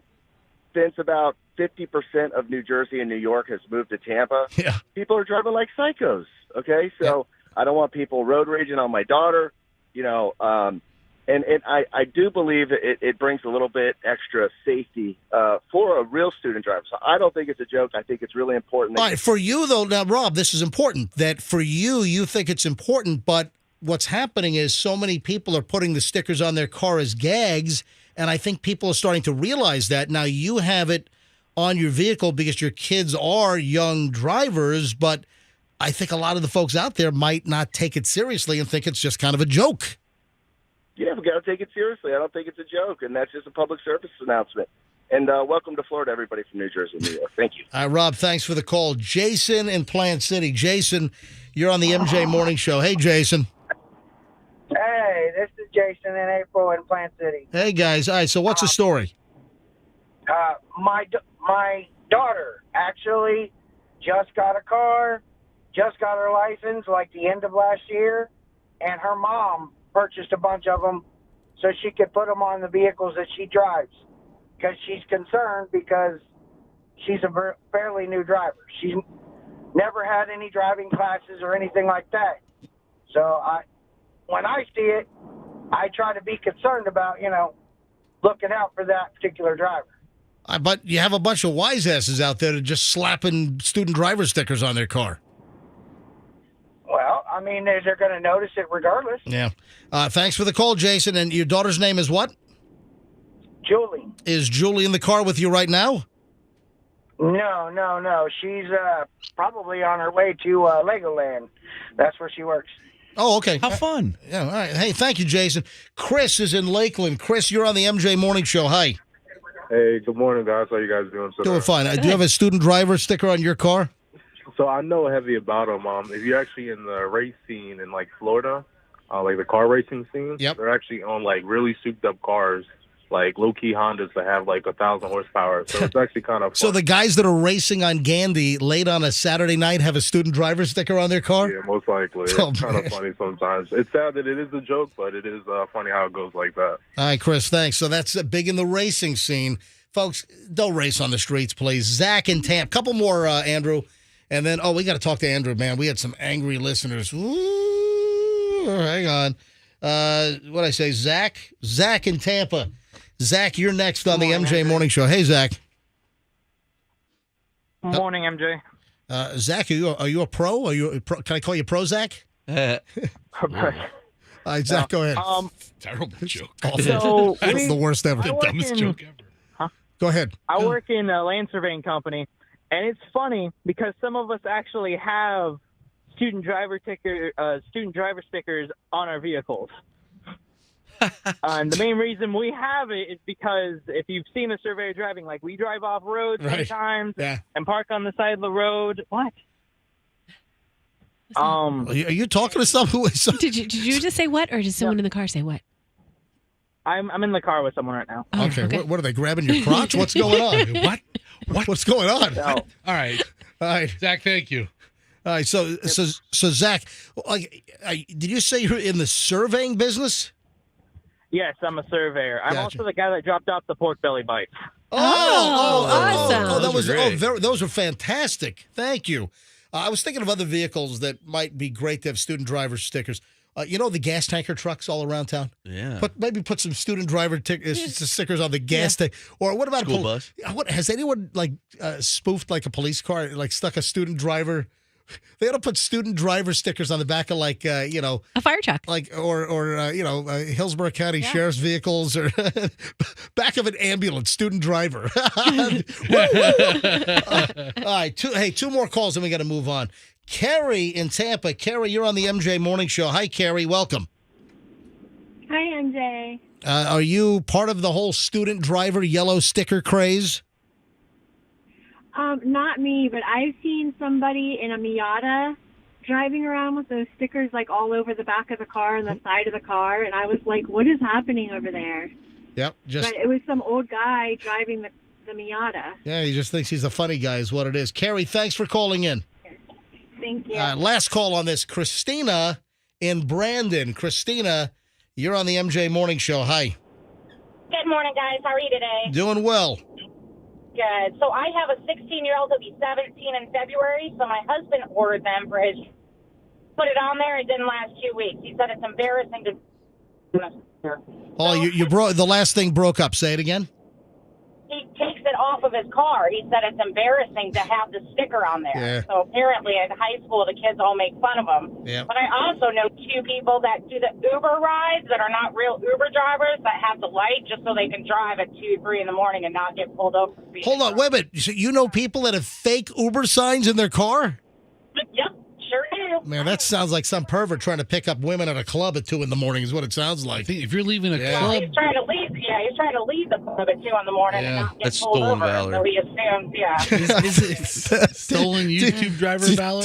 You said stolen valor if you have a Basically. fake YouTube or Uber. Uber sign? Thanks for the call, Christina. Appreciate it. Quickly, let me just address something. I apologize to our loyal MJ Morning Show listeners. Man, I tell you what, the Apple cart was upset yesterday. Ooh. And also on Monday, Andrew, bring up your microphone. And Andrew, I'm all for you taking days off, but when did I get a day off? Well, no, I'm glad you did. When did I get a day off? You called him both days. Well, you had. I ended up working both days. Well, Okay, Andrew, you're coming in a little hot. Well, hang on. You defend yourself, deserved. Andrew. But deserved. Well, Andrew was at Disney. What'd you go, like Friday, Saturday, Sunday, Monday, Tuesday, right? Yes. It was a swingers convention, from what I hear. It was a furry swingers convention. All right. So Andrew was at Disney. It's a long time. And Andrew, listen, you just had to put up the podcast. That was it, right? I mean, it's not like it worked for hours and hours. It would take you 10 minutes. Did you do the podcast? Have you ever done that before? Yeah. I've never done the podcast. Anyway, the point I'm trying to make is Whole thing to know what you talked about to make that list. I'm sorry. My apologies to listeners. And man, I'm telling you, I got hundreds. Emails, direct messages. Folks, I'm telling you, I can't even answer all of you. None of this is Andrew's problem. I know, but Andrew was out. He should have told you to stuff it. We don't have anyone adequately trained because they've fired half the people here. Again. We don't have enough people or staff to take over for Andrew when he's out. So the podcast did not get posted. I think 8:47. People were even sending me emails. MJ, thanks for posting the podcast at 8:47 p.m. It's typically up by 11 a.m. Today's show is typically in podcast form on Apple Podcasts, Spotify, the Q105 website and app, all the different platforms, generally populated by like 11 a.m. And yesterday, people are like time stamping when it actually went up. 8:47, by the way, was the time. So my apologies. Andrew is like the only one here that's trained as our producer that knows how to do everything. Tyson did a really nice job yesterday, but Tyson doesn't know all of the, like the phone screener. We had no phone screener yesterday. The podcast didn't get done. So hopefully Tyson can get trained in all of those things. Why can't, when Andrew takes a day off, there's no podcast, and we'll catch up when he gets back, and everybody else just take a chill pill and relax? No, dude, it's consistency. The We shows only have have one guy. We have one guy who does it. The shows. Well, we need obviously a fill-in or a backup. When a firefighter or a police officer takes a day off, somebody fills in. It's not like you don't have fire and rescue all of a sudden. Come on. I don't know that I would compare us to first responders. We are radio first responders. Are we? Okay. Yes, we are. Okay. You know what? We're active duty radio. I board the airplane first. Well, speaking of airplanes, what if we were an airline and, Andrew is a flight attendant, and then what are we just supposed to not serve beverages on that flight, right? That's a great point. Wait, what? Good analogy. I can't get Andrew out of a flight attendant dress right now. All right. Moving along, ladies and gentlemen. Put that picture away then. I want to welcome a special guest to the studio. Christina, come on around. Come on around to microphone number 4. Right, you're going to be a Festa Roxanne sandwich, right in the middle there. Hello, Christina, the cake girl. Hello, everybody. Is in the house. The world famous cake girl. I've seen your cakes for years, and then the way that we've started this relationship with the cake girl, and the MJ Morning Show is you did my buddy Bob's Delta Airlines captain's shirt and the Delta captain's hat. For my friend's retirement from Delta Airlines. Yes. And I went to this party back in September, and I walk in, and I'm like, oh, my God, what is and it's a cake, and it looks like a uniform, fully edible. You guys nailed the Delta wings, the nameplate, everything. It was just, the hat looked like you could put it on your head. Basically. But I ate it, okay? Just incredible. So I came in. That was like a Saturday night retirement party. Yes. And I came in that next Monday live on the air, and we're talking about, oh, my God, with this amazing cake for my buddy's Delta Airlines retirement party. And then I found out the cake girl did it. I'm like, oh, yeah, she strikes again with another amazing work of edible cake art. And then, we started talking about you. Then, you guys obviously are fans of the show. Yes. And then now you're an advertiser on the MJ Morning Show. We're so excited. So the first time I heard of your company, your store, was when Leonard Fournette made the goat cake for Tom Brady's birthday. Oh, yeah. That was the first time and then I right. gave your location in Carrollwood, and I'm like, this is the most delicious looking goat I've ever seen in my life. And that's when I first learned about you. So today is my birthday. Center up the microphone for Christina. So today's my birthday, which I typically don't make a big deal out of my birthday. I know. Over the years. But today's like a double whammy. I got Hal Herman, Froggy, is going to throw a birthday bash. It's very fitting. That I've got a cake that's about to be presented to me, which we're gonna show on MJTV. I'll take pictures. I'll put it up on my Instagram. So you made a birthday cake for me. The famous cake girl, nationally recognized. You've been on TV shows. Yes. You've made cakes for celebrities. You've made cakes for the Buccaneers, the Lightning, corporate events, endless birthdays and weddings and major events. Tampa International Airport when airlines launch new service for, you'll do cakes for the airport and the airlines as well. We do it all. Yep. All right, so Christina, I guess take it away. Your husband Kirby is here as well. We're about to have a presentation. Oh, yeah. We brought you a cake, obviously, for your birthday. I know you don't really celebrate birthdays, but believe it or not, I've been hearing about it all week. So, yeah, right. I mean, you don't make a big deal about it, but you've been talking about it. So, thank you. I'm a little confused. Not kidding. But no, we wanted to present a cake for you, basically, just like a little studio form. Oh, wow. Into a cake. So that's you over there in the middle with your little microphone. Oh my god! So basically, the whole top you could actually save for yourself if you wanted to keep it. It's almost I want to eat his head.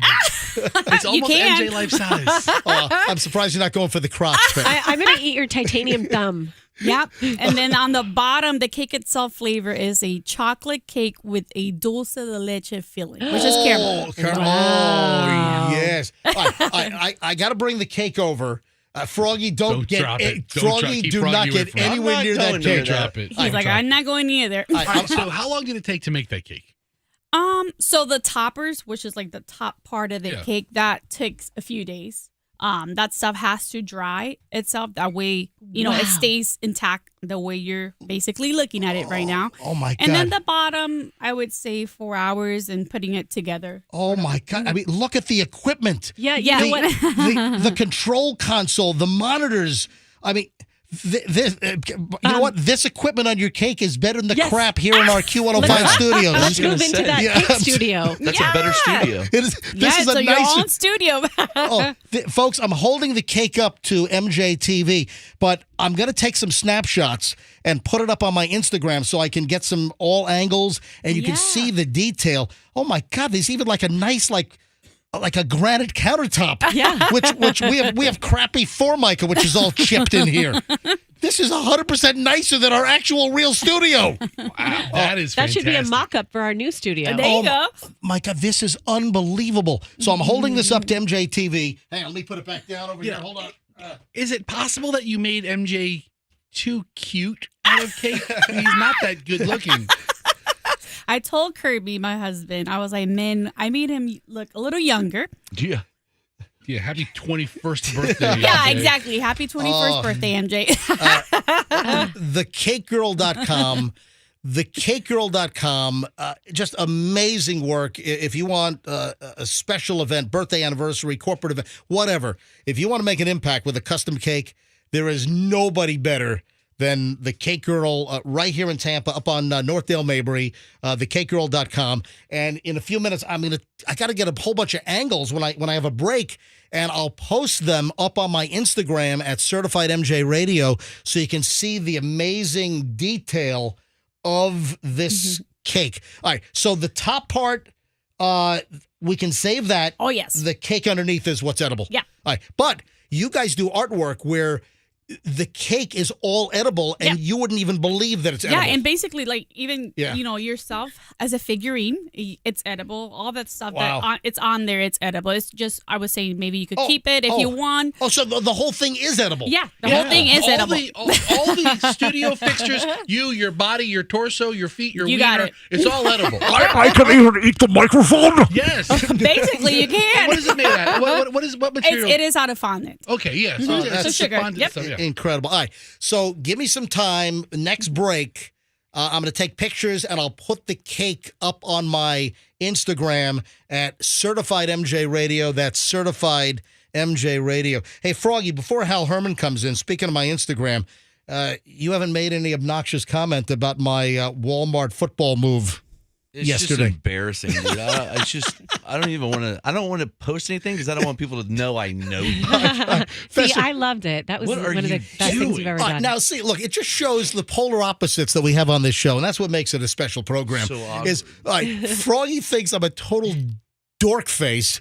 Roxanne sent me a message that you thought it was my best post on Instagram ever. Yeah, and not only that, like if someone were to ask me, "What do you like about MJ?" I'd be like, "Let me show you this post. This is the MJ that I like. That's like your highest and best self." All right, so Chloe and I went to Walmart yesterday and Target. We went to both because we had to get just a couple of additional travel-sized items because we're going to Indonesia this weekend to go scuba diving, and that could be a whole other affair. Because did I mention that the airline that I'm going might go on strike? You did. So I'll be able to get there, but I might not be able to get out. This is insane. I got Taiwanese pilots that are threatening to go on strike during my vacation. All right, hold on. I'll get to that here in a second. Stand by. First, though, Fester, bring up my Instagram, would you please? Trying. My God, you can't even type your name in properly. I got logged out all of a sudden. All right, so log back in. I'm at Walmart. We're looking for little travel sizes, like the 3.4 ounces or under. And we're walking through Walmart, and there's a whole bin. They have those like bins, huge cardboard bins on a pallet, like in the middle of the store. And it was loaded with footballs. So I told Chloe, hey, roll video. I grabbed the football and I did a Bucks simulation. I'll play it off my phone, Fester, because you're going to be next Wednesday before you actually get I logged forgot in. my password. Yeah, you're unbelievable. Hang on. My password's usually cheddar cheese sauce. Froggy, I thought you'd love this, dude. Yeah, another one of y'all ripping off my impression. Here we go. To the 30, to the 20, to the 10, to the 5. Touchdown, Tampa Bay. That's Chloe. See, she's laughing. You're like quasi embarrassing your daughter, but she's still getting a kick out of it. It's just supposed to be adorable. touchdown Buccaneers. Not Tampa Bay. I think he's done both. Yeah, he does do both. He does Buccaneers. The only thing I didn't have, I wanted to shoot off the cannons. That would have been good. I guess I could have grabbed the SIG 365 and, but that would have been funny. That might have been that might have been arrestable. All right, so I didn't fire the cannons, but I grabbed the football out of this bin with 100 footballs in it, and I'm doing a run through Walmart. And I'm going 30, 20, 10, 5, touchdown, Tampa Bay. And I spike the football, and Chloe's giggling. People love it. Things got like 12,000 views, like that. So if I gave you about 6 of those. Did you really? Yeah. Did you show it to your girls? I did. Oh, look how funny Uncle MJ is. Not awkward at all. So the football Walmart run and people making all kinds of comments. Well, you look like a little child. Well, you're the problem, I am a child. You might want to work on that. I am a child. I'm a 50-year-old child. Speaking of that, I'm not hiding that. Here, birthday boy. Here's my gift for you, child, because you're a big baby child, man, baby. Oh, look at this. Roxanne is a gift for me. And I keep saying I'm done buying you guys gifts because you guys don't reciprocate, but I feel compelled. It's like a gift compulsion I have. It's a giant bag of the Albanese World's Best Gummy Bears. Thank you. You're welcome. That's awesome. Love those things. Besher, what'd you get him? You're here today. 2 weeks of not talking to him. Agita. Got me some agita. Anyway, the video of me in Walmart spiking the football. Like people are commenting, hey, MJ, you're running like you have a load in your pants. That's true. I see that. I see that. I did, actually. Listen, I couldn't do a full speed. Listen, you guys know I'm pretty fast. I still at my age, I'll tell you right now, I can outrun most 20-year-olds. You could probably outrun Walmart security as they kick your ass out. Let me grab a cheap-ass Vizio or TCL TV and run the hell out of there. All right? Easy now. I'm gonna because they don't have the high-end Sony A95s at Walmart. I got to go to Best Buy and to rip that off the wall and run. All right. So the video is up if you want to see it. Certified MJ Radio on Instagram. I'll have the Cake Girls' unbelievable cake. Yeah, when do we get to eat some? God, I can't eat this thing. Well, what are you going to do with it? You're going to take it home? And... we're going to take the top off and save that. Right. Yeah, and then eat the cake. But the cake will absolutely eat. We will cut the cake. But I got to get pictures first. Get your pictures. I certified MJ Radio for the video of me in Walmart.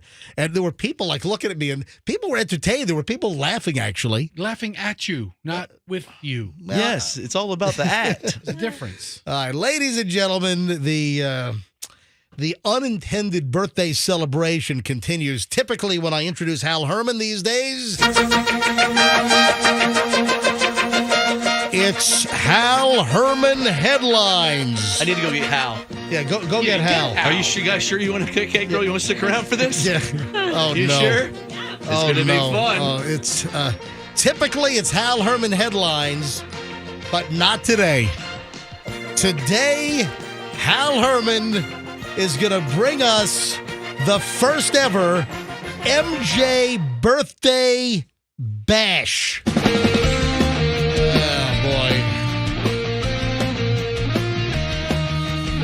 All right, so I've got a feeling what kind of birthday bash this is. Now, when you think of a birthday bash, Roxanne, what do you think of? Strippers and... No, you think of a party. Roxanne, this isn't your birthday. Jeez, Roxanne, you're not till next month. Donkeys. What else? Handcuffs? When you think of a birthday bash, you think of a party, right? Yes. Food, drink, alcohol. Yeah, I got a feeling that this is going to be a bash, all right. Why do I have a feeling that Hal Herman is just going to bash me? I think that's what this. I got a feeling that this is going to be an MJ birthday bash where I'm going to get verbally bashed for the next 5 minutes. That's what I think. What we do need to protect the cake. Because that needs to not be bashed. Kirby, stand in front of that cake and make sure nothing gets by that cake. All right. All right, make sure nothing, because I don't trust Froggy. Ladies and gentlemen, here comes Hal Herman. Froggy. Oh, here we go. Look. Oh, he's got balloons and okay. Happy birthday! Good morning, Hal. What the hell was that? That's when he popping the balloons. Happy birthday! Here you go. That's for you, and this is for you. Thank you. That's the saddest birthday bouquet balloons I've ever seen. Stay away from the cake, Hal. Stay away from the cake. Get away from that cake. Stay away from the cake. Hal, girl, nice to meet you. Get away from that cake. All right. It's a celebration. All right, so Hal It's Herman, a birthday bash in here. for my birthday, and I'm 58 today. I feel like I feel and act like I'm 24. Deal. I probably 24 is probably even too mature for me. But listen, the bottom line is I don't feel 58. But what's cool about my birthday is I always know what Super Bowl is coming up. Because whatever my age is, that's the Super Bowl. And coming up in a couple of weeks, it's Super Bowl 58. All right, so Hal Herman, I guess welcome to my birthday bash. Yes. Welcome, everybody, to the Hal Herman's official birthday bash for MJ. Go ahead. Or should I say, bashing. All right. What? I just want to take a couple minutes here to shower MJ with a few kind words, free of charge. Because,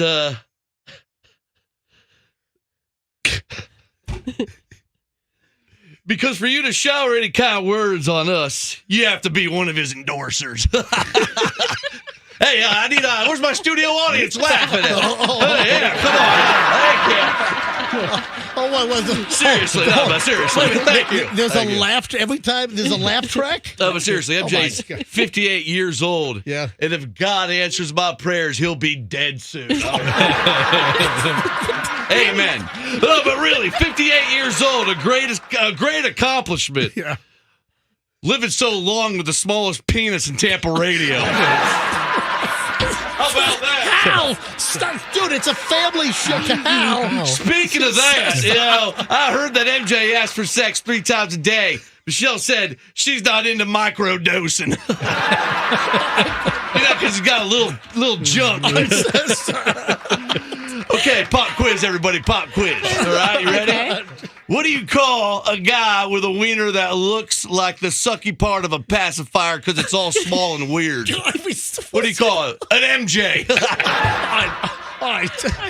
Are they all weird? You know, it's common knowledge that MJ is not your real name, right? Everybody knows that. So it's a radio name. Right, yes. That was made up when you were in the teens with a program director, No. right? I was in my 20s. It was Virginia Beach. It was 1986. Yes. And the program director at 97 Star WGH-FM in Norfolk, Newport News, Hampton, Virginia Beach, he said you can't use Todd Schnitt on the radio. That's right. So I had to make up a radio name. So that's when the name MJ was made up. Now, inside sources tell me that his first recommendation before MJ was MP for micro penis.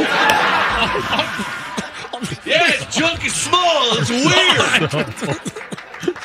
All right, now, okay. Hey, I got another joke here. What do you call MJ when he puts a Pringle on his junk? A microchip. All right, let's move on from the little wing. All right. Is that it? Or the I'm going to move on. The whole bit is micro. All right. It's a proven study that smaller your wiener is, the shorter you are. It's called the MJ study of having a small wiener. How about that? All right, no more wiener jokes. No more. All right. I mean, sometimes I hate making fun of MJ's height. It's impossible to stoop to that level. Last week, I saw an infant give MJ a lift so he could have a sip of water from a water fountain. Literally, a little infant picked him up. Hey, where's my audience? What? Where's my audience? Come back in here. Thank you. But in all seriousness, MJ is ugly as hell. I know, right? He's really ugly. If ugliness was a crime, MJ would be Mr. Rooney from Ferris Bueller. You got busted for some stuff? Yeah. Stop. Stretch, bro. I get it. You were so ugly at birth. Yeah. You were almost named Shit Happens. Dude! I had to dump that. You can't can't say that. Oh, Jesus. Hal, you can't say the S-bomb. It's the live studio audience. Did you dump that? Yes, I dumped that. Crap happens. Yeah, he Let's said change the that. S-bomb. I'm sorry. I'm a little intoxicated today. Well, all right, but seriously. So dry January is over? Yes, yeah. When you were born, MJ, is it true they put tinted windows in the incubator? Is that true? MJ's so ugly, he had a trick or treat by rotary phone, I heard. You know what I'm saying? Because the neighbors thought he was a little gremlin. I heard when you're so ugly, when you used to play peekaboo with Chloe, she would projectile vomit in your face. Is that right? You're so ugly, the tide wouldn't take you out. You're so gross and stupid and ugly. Yeah. You went to the Florida State Freak Show, got an immediate 20-year contract. All right, last but not least. Oh, my God. Yes. Your favorite movie is Blues Brothers. Yes, it is. Which is how Michelle leaves your balls. Oh, my gosh, dump that. Dude, all right, everybody, I'm out of here. That's your happy birthday. Oh my God! I had to dump that. I had to dump the last one also. Oh my God! Oh my! I think Hal was on something. Like, what the hell was that? That was like liquor and some type of hallucinogen. Holy moly. Well, ladies and gentlemen. Is that how you thought the bash was going to go? I had a feeling that it was not going to be a traditional bash. I had a feeling I was going to get bashed for 5 minutes, which is exactly what happened. Do you want a pinch for an inch? Yeah. Oh, do I want to pinch for an inch? Yeah, that's what they do at birthdays. I'm okay. I'm fine. Froggy make another micro joke if you heard that. Get out of here. Never come back. I can't believe it. Did you see what Hal did, Froggy? He's drunk. He's totally drunk. I think he's speedballing with when coffee. I found him in the parking lot, he was passed out next to the promotions vehicle. Dude, ridiculous. Froggy back in the studio. Did you hear the last one about the Blues Brothers and the, gonads? I had to dump. What? I had to dump Hal twice. What is Hal doing? Froggy, we got to rein him in. I mean, I was running out of dump buttons because we only get I get two dumps for the 10-second delay. I get 2 5s, and I was like almost like totally out of delay over here. Hal says he wants to do anybody else who has a birthday. If they want to. Oh no, Hal wants to launch like MJ Morning Show listener birthday bashes. That's his idea, but he's passed out right now. You're like.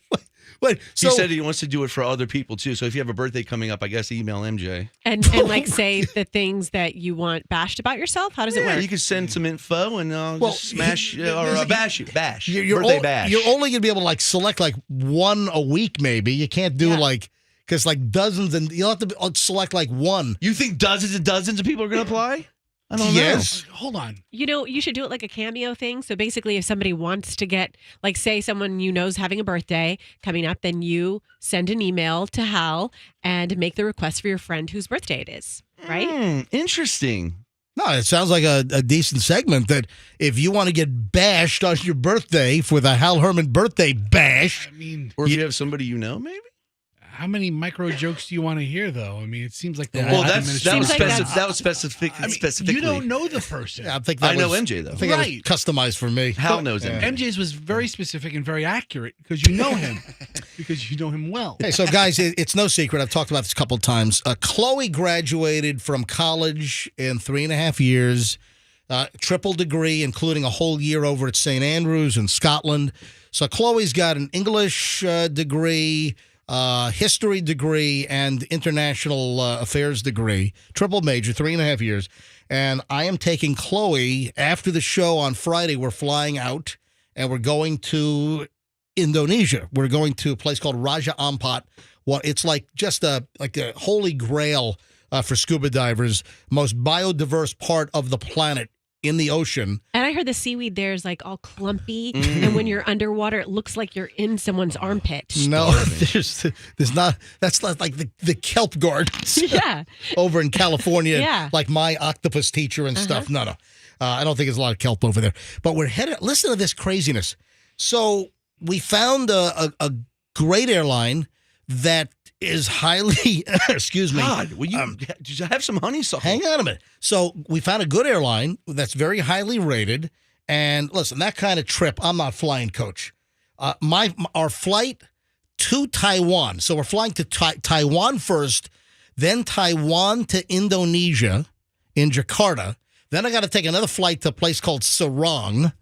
Then we got to get on a ferry for 3 hours. This sounds awful. It's going to be amazing. It's going to be amazing. How miserable is Chloe going to be? So our flight from the U.S. to Taiwan is 15 hours, 55 minutes. There's no way I'm jamming myself in economy. All right. So we found business class seats at a good price on a really good airline. Now, getting there this weekend doesn't appear to be a problem. Weather's going to be good in flying out of Tampa to where I'm getting the flight. So the weather's going to be good. Should be able to get there. But this is unfreaking believable. The airline is EVA Air. It's the Taiwanese airline, always in the top 10. Great service, great airline. We got a great rate for business class. And this is unfreaking believable. Suddenly, in my feed 2 days ago, EVA pilots vote to approve strike. So the strike apparently is going to happen right around, or they're potentially going to strike around the Lunar New Year, the Chinese New Year. And that's when I'm coming back. So Is that responsible of you to do this now? Yeah, well, it sounds like dude, you're putting you and your daughter in turmoil, possibly. Well, I mean, turmoil? What? I'm staying in this or Pacific paradise? I mean, no, it's a real tough life. I yeah. mean, or Indonesia sounds no, beautiful. it's not really Pacific. It's more like Indian Ocean. Now, the problem is that we might have trouble getting home from Indonesia. Now, Michelle's already looking at potential JAL flights or United flights. Dude, you want to get back quickly? Let me buy your ass on Temu. They'll get you back here. Temu Airlines. Yeah, right. They'll get you. They have 100 flights a day. So just a heads up, because I hope I don't have trouble getting back. I hope they work there. I think the pilots want like $30 more an hour. Hey, Taiwan EVA Air, pay the freaking pilots $30 more an hour or whatever the heck it is, so I don't have trouble getting back to the MJ Morning Show. By the way, folks, I'll be pretty active on my Instagram. If you want to follow our crazy adventures, underwater video and everything, give me a follow now at Certified MJ Radio. That's Certified MJ Radio for our Raja Ampat adventure coming up. Fester, did I see that you're out tomorrow and Friday? Are you not here tomorrow and Friday? What are you doing? What? Yeah. Why? No, seriously. Are you here or not here tomorrow and Friday? I mean, in spirit, I guess I'm here. Just answer my freaking question. Are you physically going to be in the studio tomorrow? Yeah. Hold on. Are you here tomorrow and Friday? No. Why not? You really want to know why? So you're taking off before I take off? I'll take off after you get back, too. I don't care. What are you doing tomorrow and Friday? It's the Fort Myers RV show extravaganza. Oh, my Yeah, God. I gotta drive down to Fort Myers today. Yeah, I mean, come on. The Fort Myers RV extravaganza. Yeah, I mean, they're gonna have entertainment and seminars and yeah, I'm going there. So you're taking off before we take off. I mean, folks, this is the dirty little secret. It is not my fault. You don't secret. adjust your vacations around the RV schedule, which is published months in advance. You don't give me an RV super sale schedule. You should be looking that up. All right. What's the date that we come back? Like the day after the Super Bowl. Yeah, so back What's that live day? the day after the Super Bowl, which is Monday the 12th, I believe. So here's the only kick. I fly in, if I can get back, I'm scheduled to fly in Sunday morning, Super Bowl Sunday. I'm scheduled to come in at 6 a.m. Super Bowl Sunday morning, red eye from Los Angeles. So here's the only bad thing about this trip falling at this particular time. Yeah, what's that? It's going to break our consecutive streaks of picking the winner of the Super Bowl. I had people say they're going to miss the egg test. You know what? Maybe we should do the egg test tomorrow. We'll put 4 eggs in there? And just kind of, should we guess on who's going to be in the Super Bowl? Should we? That would be terrible if we guessed wrong. Two separate. Yeah.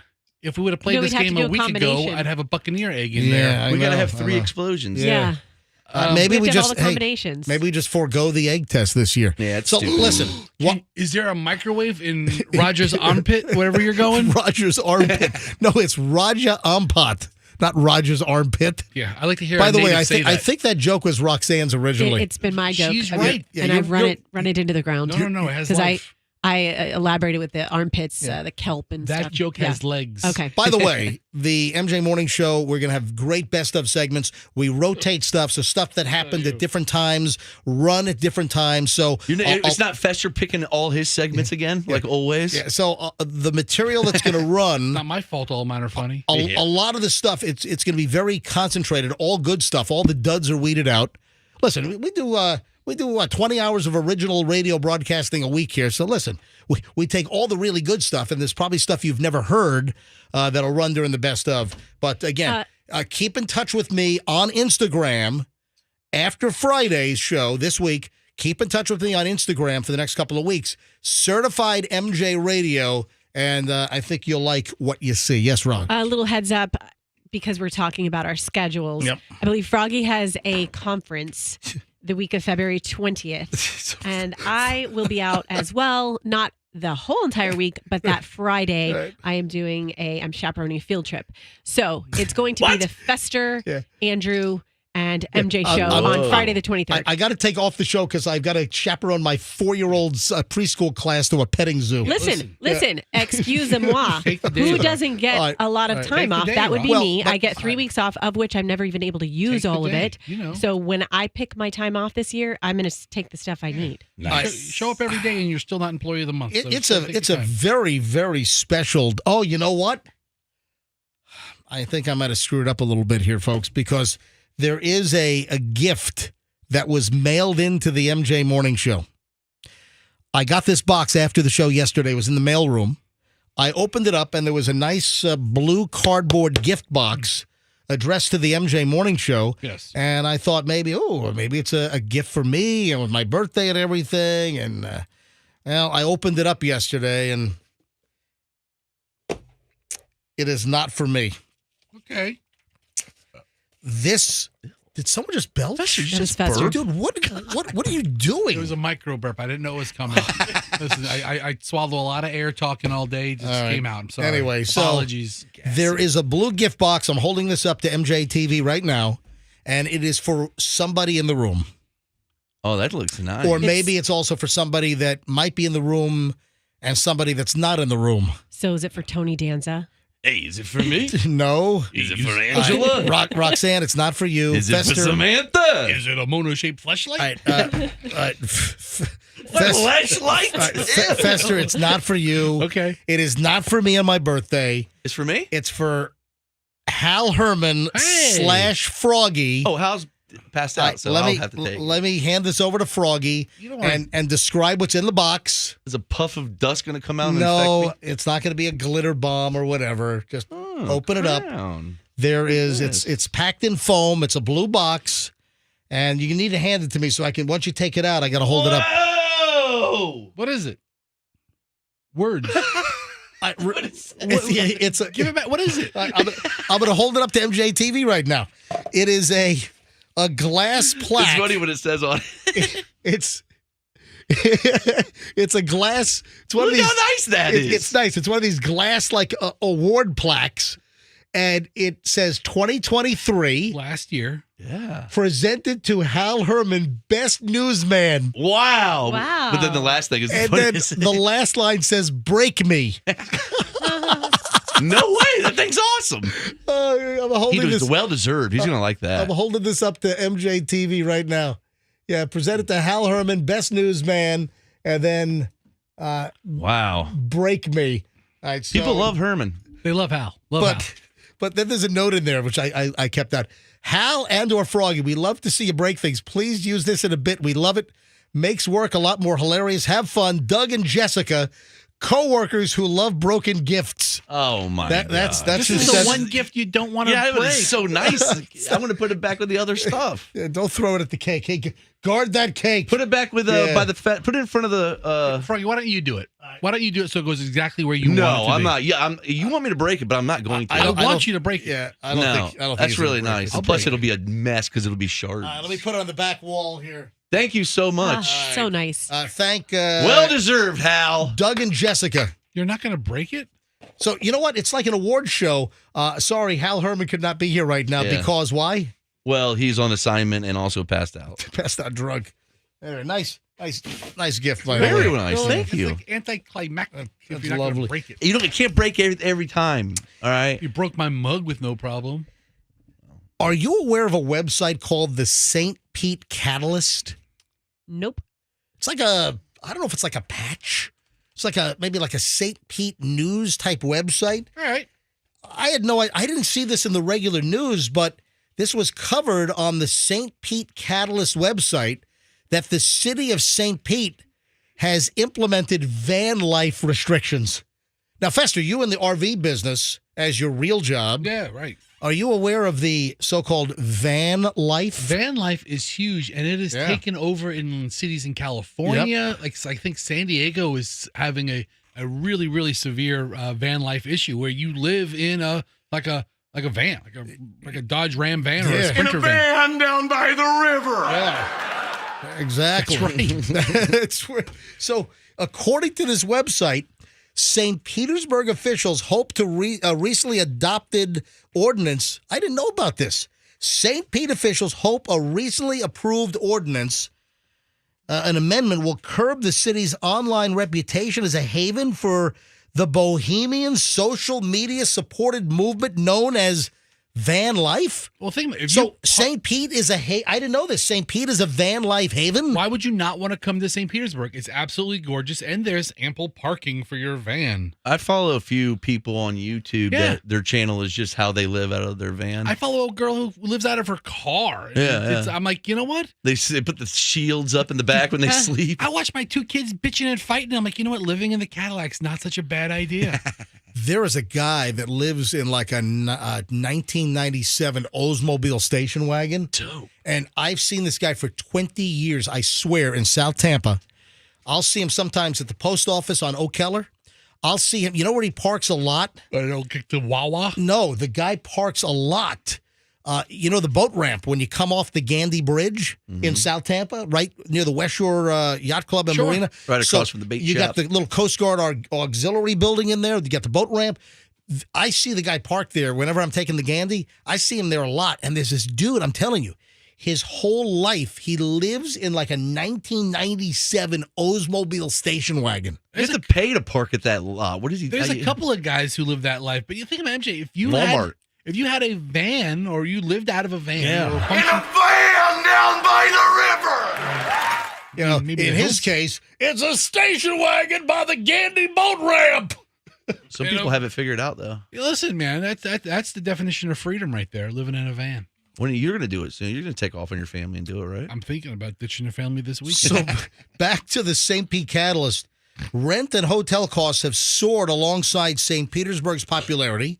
While a night at the Vinoy Resort and Golf Club is nearly $500, parking on the adjacent right-of-way is free. Yeah. Where are you staying? I'm at the Vinoy. Dude, in a van parked on the street. You can park in a city-owned lot. You know, they don't have restrictions on what hours you can park there. A lot of people do that at Walmart. Yeah, I mean, you pay the couple of bucks, you could stay downtown all night. There's no hours. But I had no idea. So the city of St. Pete introduced a new ordinance on van life. Good luck. And parking here. City council members voted 6-1 January 18th to amend an outdated ordinance that allowed dozens of modified vans and buses to line neighborhood streets in downtown Waterfront Park. Evan Morey, Director of Transportation and Parking Management, said his office began receiving an influx of complaints from residents and business owners in early 2023. Yeah, tough luck. There are Sherlock. YouTube videos published advertising St. Petersburg, Florida as a great place to visit and get in your van. In a van down by the river. Why couldn't he say like in a van down by the bay? That's because that would have been perfect. Yeah, and if the van's rocking, don't come knocking. Yeah. Let's do a bit where Fester lives out of his car for a week. I have no issue with that. Dude, you ought to see his trunk. It already looks like I saw it. It already looks like he does live out of his Practically car. live out of my car now. I can't believe the amount of stuff in your trunk. It's pretty awesome. All right, speaking of vehicles and RVs, Fester got on me earlier this week And he's like, why didn't you do the guy living in the RV with the dead wife? Why didn't you do the guy living in the RV with the dead wife? I mean, come on. It was like, it's not like she died like last week. She died like 2 presidential administrations ago. It was like a long time. Here's the story. All right, I'm getting around to it now. Jeez. Ohio guy lived in an RV with his dead wife for 6 years. Wow. What the hell? Yeah, authorities are like, we've never seen anything like this. Well, that's a good thing. An Ohio farmer who died in late December had been living in his RV with his dead wife for 6 years, according to TV station Cleveland 19. How do they know it's been 6 years? Is that like the last time she was seen? You count the rings. Let me give you the fact pattern here. In early January, Robert Ray's son, John, 29, told the Columbiana County Sheriff's Office that his father, 70, died inside his home on his farm in Salem, Ohio. After John reported Robert's death, he told authorities that there would be another body on the property. So the son knew? Well, that's the question. At first, deputies were not able to find another body on the 40-acre farm. However, Sheriff Brian McLaughlin and another officer spotted an RV behind the barn and found Robert's wife dead inside the vehicle. John told investigators that his father died on December 31st and had been living inside the trailer with the body of his dead wife, Peggy Ray, who died in 2017 at the age of 64. Are you kidding me? Does he like talk to her? Hey, Peggy, I'm home. The sheriff's office reported that Robert had been caring for Peggy's remains by himself for the past 6 years. Was she propped up watching TV? I mean, what's going on? Hey, honey, you joining me for dinner? It's like Peggy, what do you want to watch? Jeopardy tonight, It's like Peggy? Bernie Goes Camping. No, yeah, I Peggy, think- I'm going to put some perfume on you. You're smelling a little ripe. I got a feeling there were more Wheel of Fortune crowd than Jeopardy there, Froggy. Just a Peggy, guess. we'll watch we'll pat Stu Long. Yeah. The sheriff said that her body was surrounded by herbs, wrapped in a blanket, was well preserved for the amount of time that she had been deceased. Are you kidding me? Well, that's some biblical style body preservation. Yeah, right there. how did he do that with Gotta herbs? take care of Peggy. Wrapped with what? Rosemary and basil? What the hell? Wrap him in some frankincense and cheesecloth. And burr. All right, here's the sheriff. I've been doing this for almost 34 years and never seen nothing like it, said Sheriff McLaughlin, told WFMJ Channel 21 in Ohio. I've never seen a body that has gone that long and still intact. We've had bodies that have gone for much, much less time and had nothing left. Yeah, this guy knew how to preserve a body, I guess. Apparently, both Robert and Peggy died of natural causes. The sheriff's office sent Peggy's body to the county coroner's department. Then it was transferred to the Cuyahoga County Medical Examiner's office, evaluated the body for cause of death, approximate date, confirming she had been deceased for 6 years. Did nobody smell? Did nobody miss her? I mean, they're on like a huge farm, so I understand nobody smelled her. But, what did the son know? I mean, if he told the authorities, hey, you're going to find a second body, and it's my mummified mother or mummified girlfriend, or whatever the relationship is. Mother. Nobody missed Peggy enough to It's investigate? like, isn't that how Psycho went down? Yeah, was with dead. Norman Bates, mom's in the attic or whatever. Check a formaldehyde tub, Peggy. Man, that's just pure insanity. 8:38 at the MJ Morning Show. Hang on a sec. I got a call we got to take. Apparently, listen, if we get a caller that's going to praise one of our clients here on the MJ Morning Show, I'm happy to take it. Who is it? Let's grab. Delbert Anderson. What is your name? Delbert Anderson. Well, welcome to the program. You're up. What's going on? Hey, I just wanted to give some praise to two college brothers.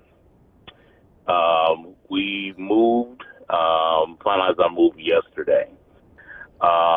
These guys are so wonderful in how they work with you, because we had an apartment complex that we just could not get the keys from and just kept getting the runaround. Wow. And had to go to another apartment complex. And everything went great there. and Two College Brothers worked with us. They kept our stuff safe and secure overnight, and we moved on and went to the new complex. Now, Tito and Jared are the two movers that helped us. That is awesome. I mean, folks, this is unsolicited praise for Two College Brothers moving and storage. I mean, you can't buy this kind of advertising. They ought to fire me and just hire this guy to do their commercials. You know? Yeah, I mean, they were fantastic. I mean, they moved everything in, and the clincher part of it is we have a Peloton bike or treadmill? We call it treadmill. Yep. And it would not fit through the door or down the hallway. Do you know that Jared came back after his shift was over and brought some tools? Now, he lives in Palm Harbor. He told me he has a pregnant wife in Palm Harbor. He came back. It's after 6 o'clock. He came back and helped us dismantle and move this thing into the den. Wow. And he is just, and I had to let someone know how fantastic this guy is. TwoCollegeBrothers.com. I mean, folks, this is an unsolicited surprise phone call from a satisfied TwoCollegeBrothers.com moving customer. Dude, great call, buddy. Thank you for listening to the MJ Morning Show, and thanks for utilizing our great advertisers like Two College Brothers. Hey, if you need a cake, get a hold of thecakegirl.com. All right? I heard that. She'll dismantle the cake and bring it in your new house. I will be doing that, and yeah, I just wanted to say, you know, these guys are fantastic. If I ever move again, no matter what, this will be the guys that I call, and their supervisor so understanding. Yep, TwoCollegeBrothers.com. Look at that, unsolicited praise, unbelievable. Thank you, bud. Thanks for sharing. You're welcome. All right, man, you can't buy. That's amazing. You can't buy advertising like that. That's why I'm the number one live endorser in the market. No, because of the the results that our clients get from the MJ Morning Show. I've got a bizarre item here. Hopefully, I can get her on the phone. Let me dial her up and see. You have no idea, like, things that happen on this planet until somebody makes you aware of things that happen on this planet. I had no idea this was a thing. We have no idea what other people's problems are, right? That's true. Yeah, you don't know what's going on in somebody else's life. Right. I've got to call Jamie. Jamie, hopefully you're listening right now. Let me try to dial up Jamie. 941-713. All right. Did you say Jenny? Jamie. Jamie or Janie? I'm calling up Jamie. Jamie. Okay, Jamie. So hopefully Jamie is available. Hello, this is Jamie. And she is. Jamie, MJ Morning Show calling live. Hey, good morning. All right, so Jamie, you sent me this story. You sent me a direct message on Instagram, Certified MJ Radio. By the way, I've got the Cake Girl and Kirby, your husband, back here. So, guys, you're watching. This show is totally live. We fly by the seat of our pants. Are you guys, like, totally amazed at the crap we pull off in here? Look at this. They're shaking their head. All right, so Jamie, because I didn't know if Jamie was going to be available. Jamie, you sent me this story yesterday, and I had no idea this was a thing. You had a problem with an infant baby clothes store. Is that correct? Yeah, correct. All right, now I know that there are stores that sell infant baby clothes. I do know that. But, Jamie, would you please tell our listeners why you contacted me on my direct messaging on Certified MJ Radio on Instagram?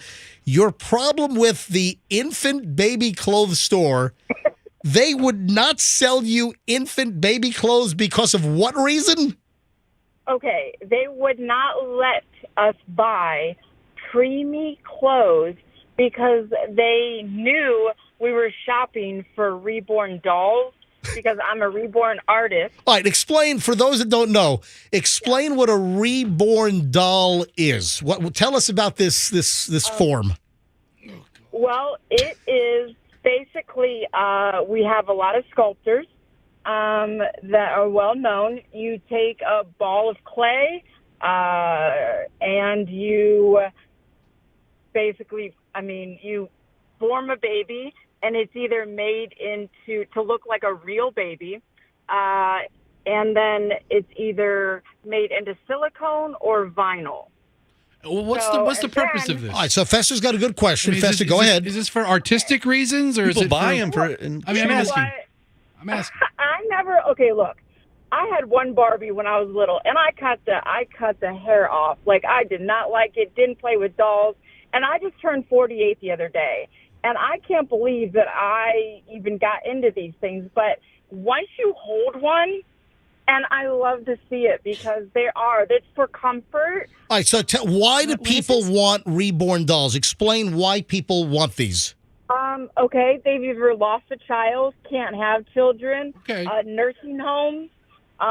There is a group that goes to nursing homes, and once these, older women especially hold these babies, they start to cry. They will wake up out of their, their zone that they've been in. So you got somebody in a nursing home that's like catatonic, or they're like in the movie Awakenings or something. You hand them a little like infant doll, and they come to life.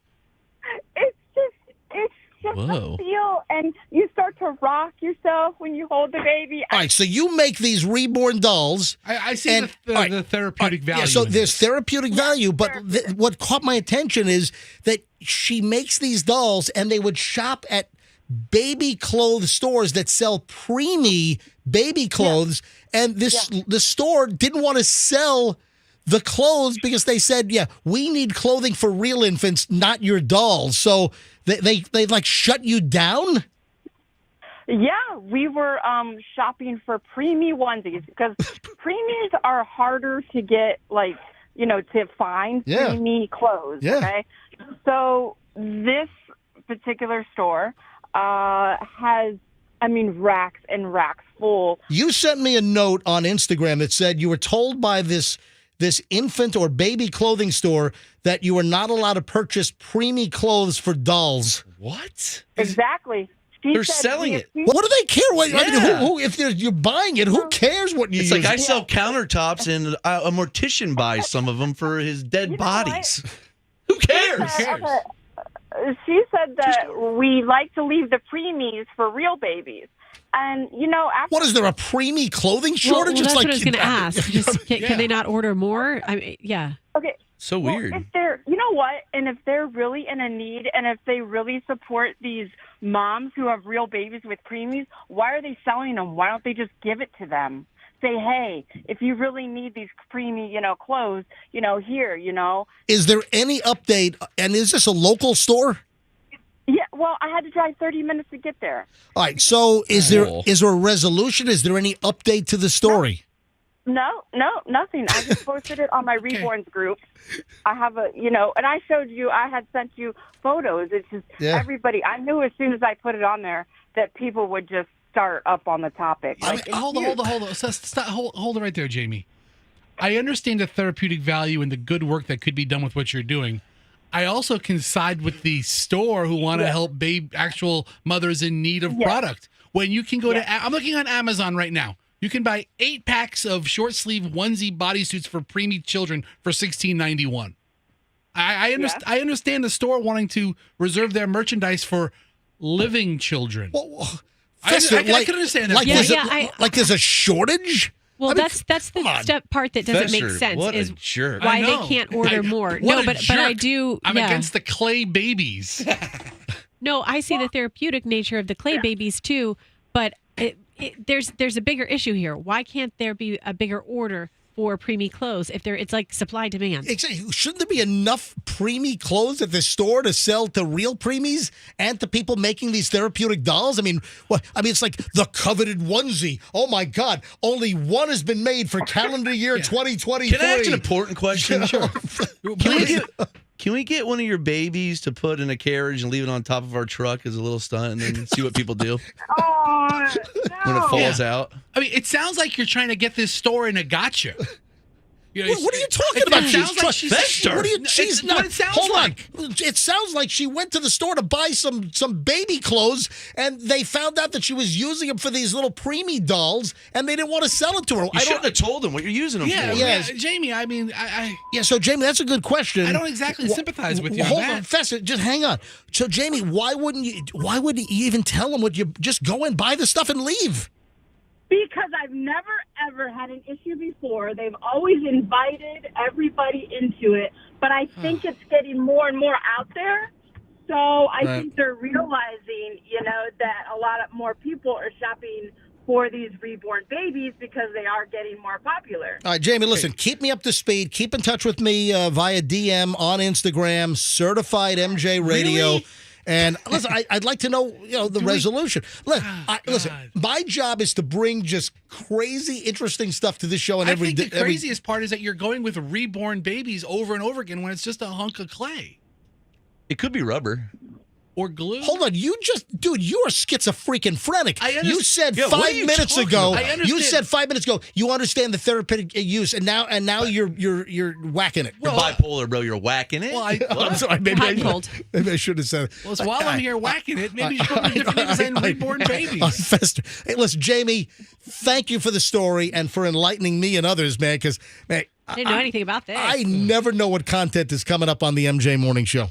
All right. Well, I'm glad. And happy birthday. Oh, thank you, Jamie. I appreciate it. Yeah, an actual born baby, She's gonna- MJ, 58 years ago. She's going to send me a preemie onesie for my birthday. Right. Thank you, Jamie. Okay. Eat that whole damn cake. I will. Bye, Thank you, Jamie.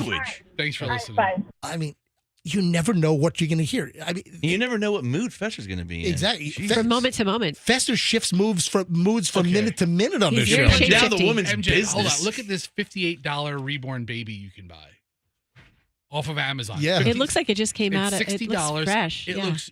It looks like a real, It does. honest to life, Like a honest to larva. God Like baby. they just took it out of the womb. Yeah, they use that on like Chicago Fire, I think. See how funny it would be to walk Yeah. around with that and accidentally drop it in front of people. Right? To leave it at a park with like a little recording of a cry. 850. Well, yeah, go ahead and do that. Why don't you drag it behind your car and leave it leave it a gas station? I can't buy Yeah. clothes for it at this All right. one shop. Goodbye.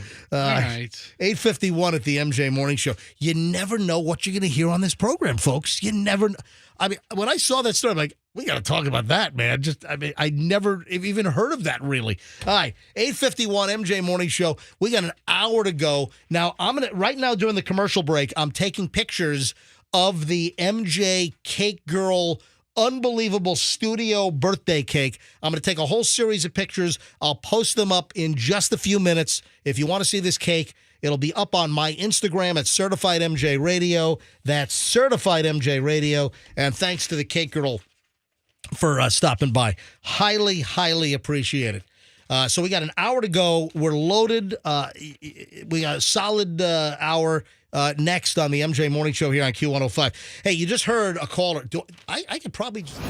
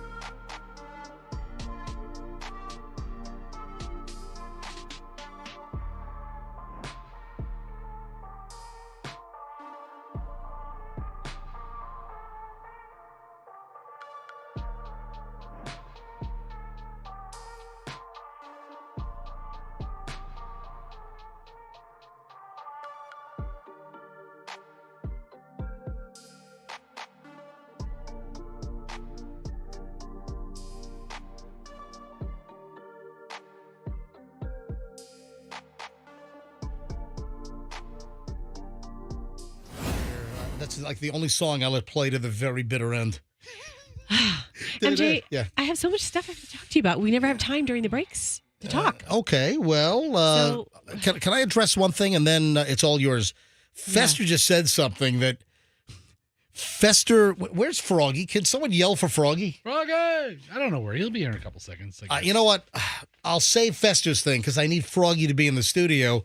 Roxanne, 9:03 MJ Morning Show. It's been a busy, hectic morning. So what haven't we discussed? I just have so many things that I need to talk to you about. So I'll save some of them. But did you see the Gwyneth Paltrow story? It's really racy. Which one? Okay. There's a racy one right here. Okay. Did you see the guy who got kicked off the plane for a particular reason? I have that story printed out. Yeah, the guy that was excessively. Yes. Okay, so you've got that one. That one I have. Let's do that one quickly. Okay. And then we'll do Gwyneth Paltrow. Yeah, I saw this last night. The story came from like a Reddit group. So I'm wondering, is the story 100% accurate? It's been published in numerous places. Daily Mail published the story. People Magazine. Because when you think of passengers farting on airplanes, you think of coverage by People Magazine. Right. Yeah. So this is actually from People Magazine. People or fecal? People. Oh. People Magazine. It was in the fecal section. They've got news, celebrity. Then listen to the headline. Excessively farting passenger causes American Airlines flight to turn around. Pilot said, "Don't make me turn this airplane around." We've got flatulence. Yeah. Yeah, not turbulence. We got flatulence. A flight was reportedly delayed after the plane ran into some unexpected flatulence. An excessively gassy passenger who had to be removed from the flight. He didn't have control of it, I guess? Listen, apparently it happened January 14th. The incident was documented by a Texas-based Reddit user who wrote about the smelly situation on an American Airlines flight from Phoenix to Austin. American Airlines did not immediately respond to People Magazine's request for comment. The guy wrote on a subreddit group, I guess an Austin, Texas subreddit group, quote, "I was seated near the row where the situation occurred.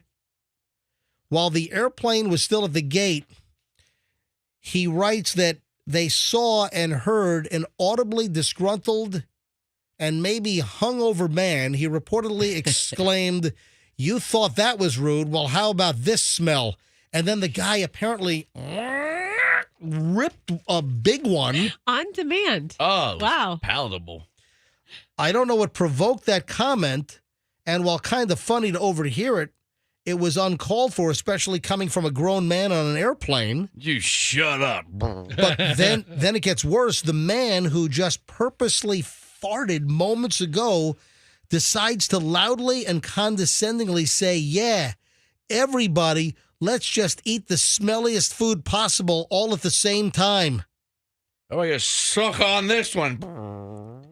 In response, a man in the next row reportedly remarked, "If you don't like it, you can fly private," to which the gassy passenger replied, "That's so bleeping rude." Another passenger then gets in on the action and says, "I think we'd all agree you're the rude one here." The fight continues. They're at the gate, or they push back from the gate, and it continues. The flatulent flyer says that's just so low class before the guy that's ripping him is calling that low. So then somebody says, "Hey, you're back here in economy with us." Then because of the fight, multiple passengers yelling at each other and the guy just going, ripping him. The plane had left the gate apparently and was taxiing for takeoff. The plane turned around, went back to the gate. At this point, the flight crew had got involved. The guy wrote on Reddit, "We get back to the gate, and a flight attendant comes back and informs this fart man that he will not be staying on the airplane." Wow. He says, "I don't understand." And the flight attendant says that they'll talk about it off the plane. He gets up, grabs his bag, quietly exits the plane, apparently much more quiet than he had been. Most of the people were on edge about what was going to happen next. The trip was delayed about 30 minutes. American handled the situation swiftly. And you know what's funny about all this, though? Like, where's the evidence? We're kicking you off. We're removing you from the plane for passing gas. Did you grab the toot in a jar and you have it as evidence? Well, hey, guess, how do you... Hey, Roxanne, listen to this. Upon further research, there was another incident some years ago on another American Airlines flight that this is according to Wired magazine. Wired website, great website.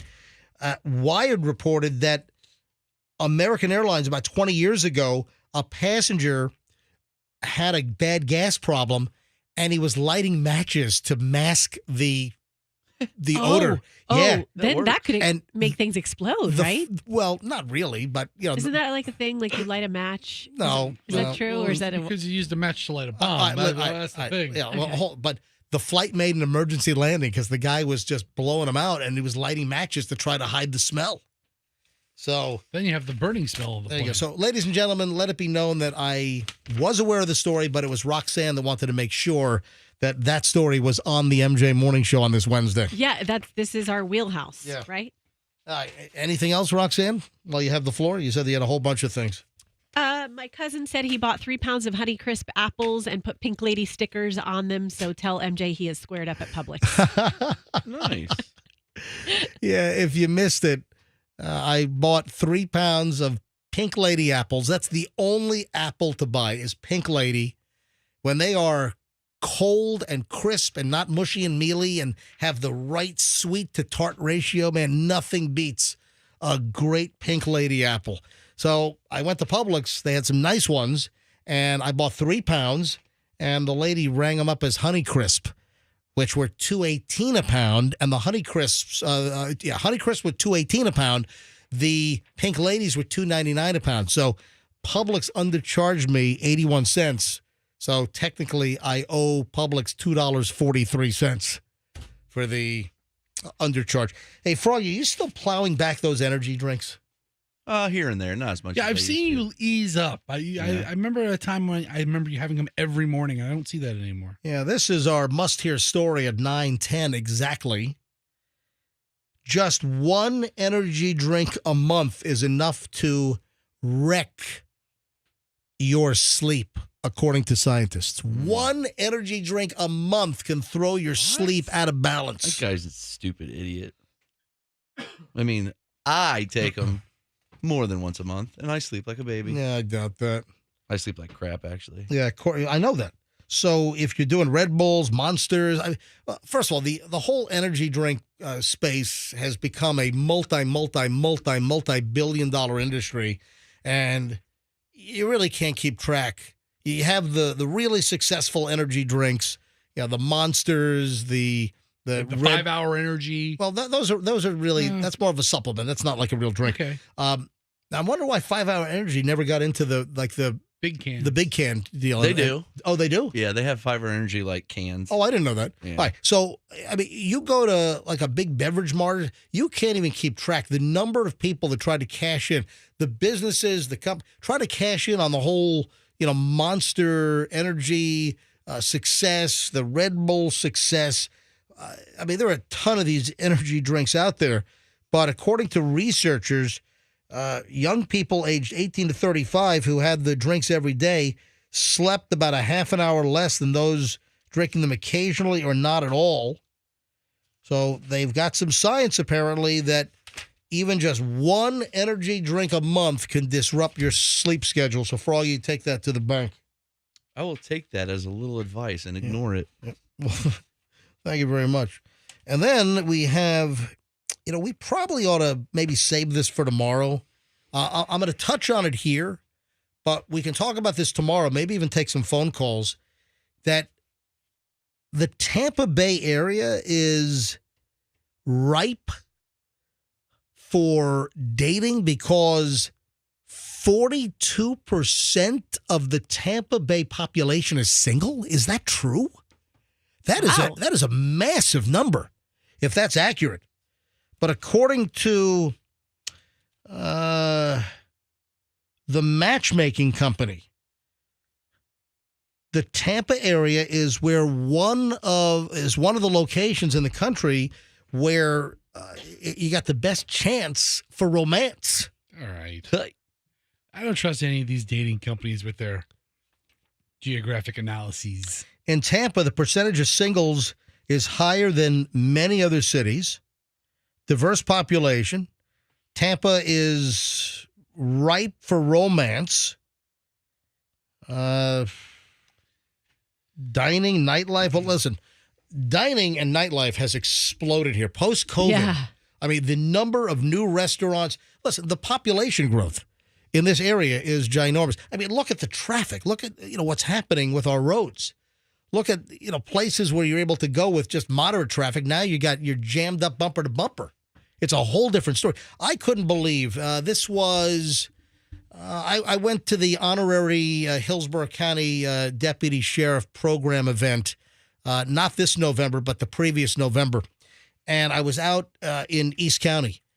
And I mean, I've done that event numerous times over the years. And, driving out there at 6 o'clock in the morning, 6:45 in the morning for an all-day event, I would just breeze on out there. And when I drove out, post-COVID back in November of 22, I could not believe the traffic in eastern Hillsborough County. I mean, I was blown away, bumper to bumper. I'm like, what is going on? And you look at the growth. You look at the apartments that are being built. You look at the homes and the developments being built. This whole area is just exploding. But 42% of the Tampa Bay population is single, according to this company. That is including children. I mean, it seems ridiculous. I think of dating age. I don't think it's 7-year-olds, Fester. Because my 7-year-old is currently, single, yeah. ready to mingle. Hudson's looking around. Yeah, head on a swivel. No, but we'll get into this in more detail, I think, tomorrow, because I'd like to maybe expand on this and take some phone calls and find out what people think. And what reality is. We'll get the pulse on the ground and take some phone calls. I'd like to see some support. I'd like to see what makes up that research. I'd like some proof that 42% of the population is single. I mean, that's does that mean unmarried, or does that mean completely unattached, like not engaged or dating? I have heard numerous times that Tampa Bay area is a good spot to meet people because I just didn't know that it was 42%. That's it's pretty crazy. A little food warning. Of course, you can count on the MJ Morning Show to bring you any kind of food warning, any kind of a food alert, because, of course, food safety is paramount here on the MJ Morning Show. The latest is raw oysters from Mexico could be contaminated with norovirus. Man, I love raw oysters. What? And I've been sketched out by them lately. You know what? I kind of passed up on raw oysters a while. I love oysters. I buy the smoked oysters. I buy the Crown Prince brand because they're made in Korea, not China. Like, I won't buy any food out of China. I don't buy any canned food. Any fish that's frozen and it's from China, I don't buy it. So I love oysters. I love fried oysters, stewed oysters, baked oysters, pickled oysters. I like smoked oysters.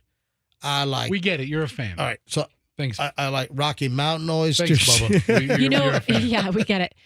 Fester, something you just said about oysters, it kind of resonates with me. I used to go for raw oysters. I wouldn't do it in July or August, the months without ours, although they tell you if it's a good enough restaurant that it's okay. Well, and where they're sourced from. Right. Yeah. But you know what? It's funny. I just don't even go for them anymore. I'm like, I'll just steam them and they're still tasty that way. I don't take that chance. I love oysters, Rockefeller. I like oysters. I really do. But a while ago, probably 10, 15 years, I stopped doing raw oysters. Now, an occasional raw oyster will enter the picture if I'm at a top-end omakase place, in maybe Tokyo, or if I'm in New York, or, a sushi place in omakase and they have, a certain oyster. And I feel fairly confident on that. But but the whole raw oyster scene, it seems that all of us, I had no idea. So Roxanne, you like them, but you kind of stopped on raw. I kind of backed off. Yeah. I have. Fester, you have? I don't eat that very often. I mean, But it looks like something that fell out of an ox's nose, but it's delicious. Yeah. The latest, though, raw oysters from certain parts of Mexico could be the source of norovirus, according to the FDA. Yeah, the agency has advised restaurants and retailers to stop selling and dispose of oysters harvested from Bahia Salina, Sonora, Mexico. If you get some oysters from Sinaloa, I believe you might have some cocaine jammed in those. Yeah. Little square grouper. Yeah, listen to this. They were shipped on December 18th, 19th, and 27th. If you still have those oysters lying around, that might be a problem, right? That may be. So you've heard of Avocados from Mexico. we got bad oysters from Mexico. So Avocados from Mexico. Those apparently are fine, but you don't want the bad oysters from Mexico. Yeah, you don't want the bad oysters from Mexico. Or maybe we can norovirus from Mexico. What do you think? I like it. Yeah. Catchy. Yeah. MJ, I want to pay you a compliment. Oh, well, we don't have time for that. It is Okay. 9:19 at the MJ. You want to hold on to it for the No, I'm for kidding. the other you, side? You can say what you want, Roxanne. Well, I mean, you got blasted. You got bash blasted Oh, earlier. that's right. I wanted to say something else. Hold on. Because I wanted to wait for Froggy to be back in the room. Fester told me during the break that Fester wrote some of the roast jokes for my Hal Herman birthday bash, but they were so bad that even Froggy wouldn't use Fester's jokes. No, I mean, they were bad, like offensive bad. Well, that's what I'm saying. We know. Yeah, I'm not going to rip on Roxanne Fester. Listen, part of a roast is you go around the crowd. Hold on. Wait a second. You wanted to rip on me? Have you ever done a roast? I'll read my entire... Hold on, Fester.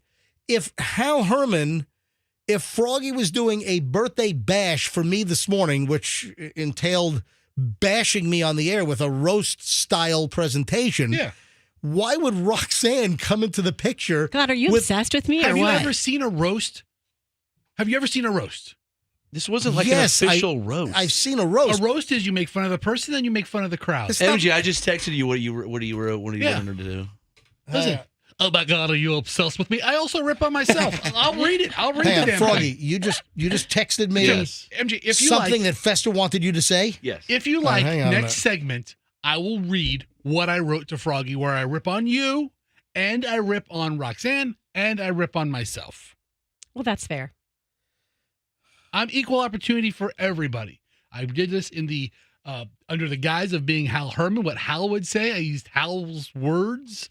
I tried to embody Hal. Oh my God, that is awful! Right? I know it's so bad. What is wrong It's with the you? worst. It's like this is a roast. For Froggy to have a conscience, If you're gonna for have Froggy to have a content filter, I mean, it's got to be really bad. If you're This gonna is have a roast, I'll read what I terrible. wrote. I'll listen. Dude, this is terrible. I mean, the line about the endorsement.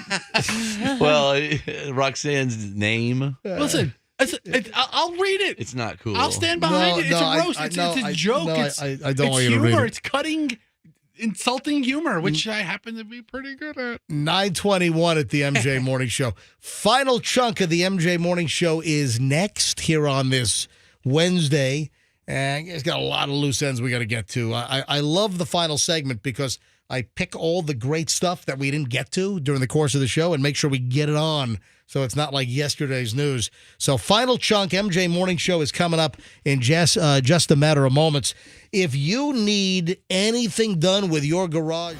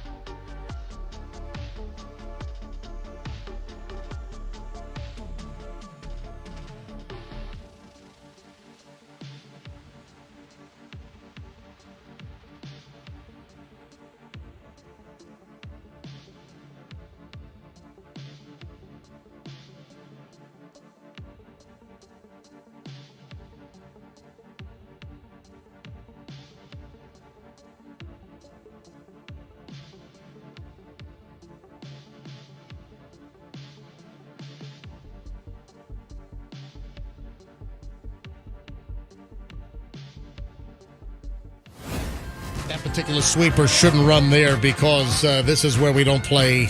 This is 0 songs in a row here. Yeah, just kind of code that so it doesn't come up when we just come back with a rejoiner.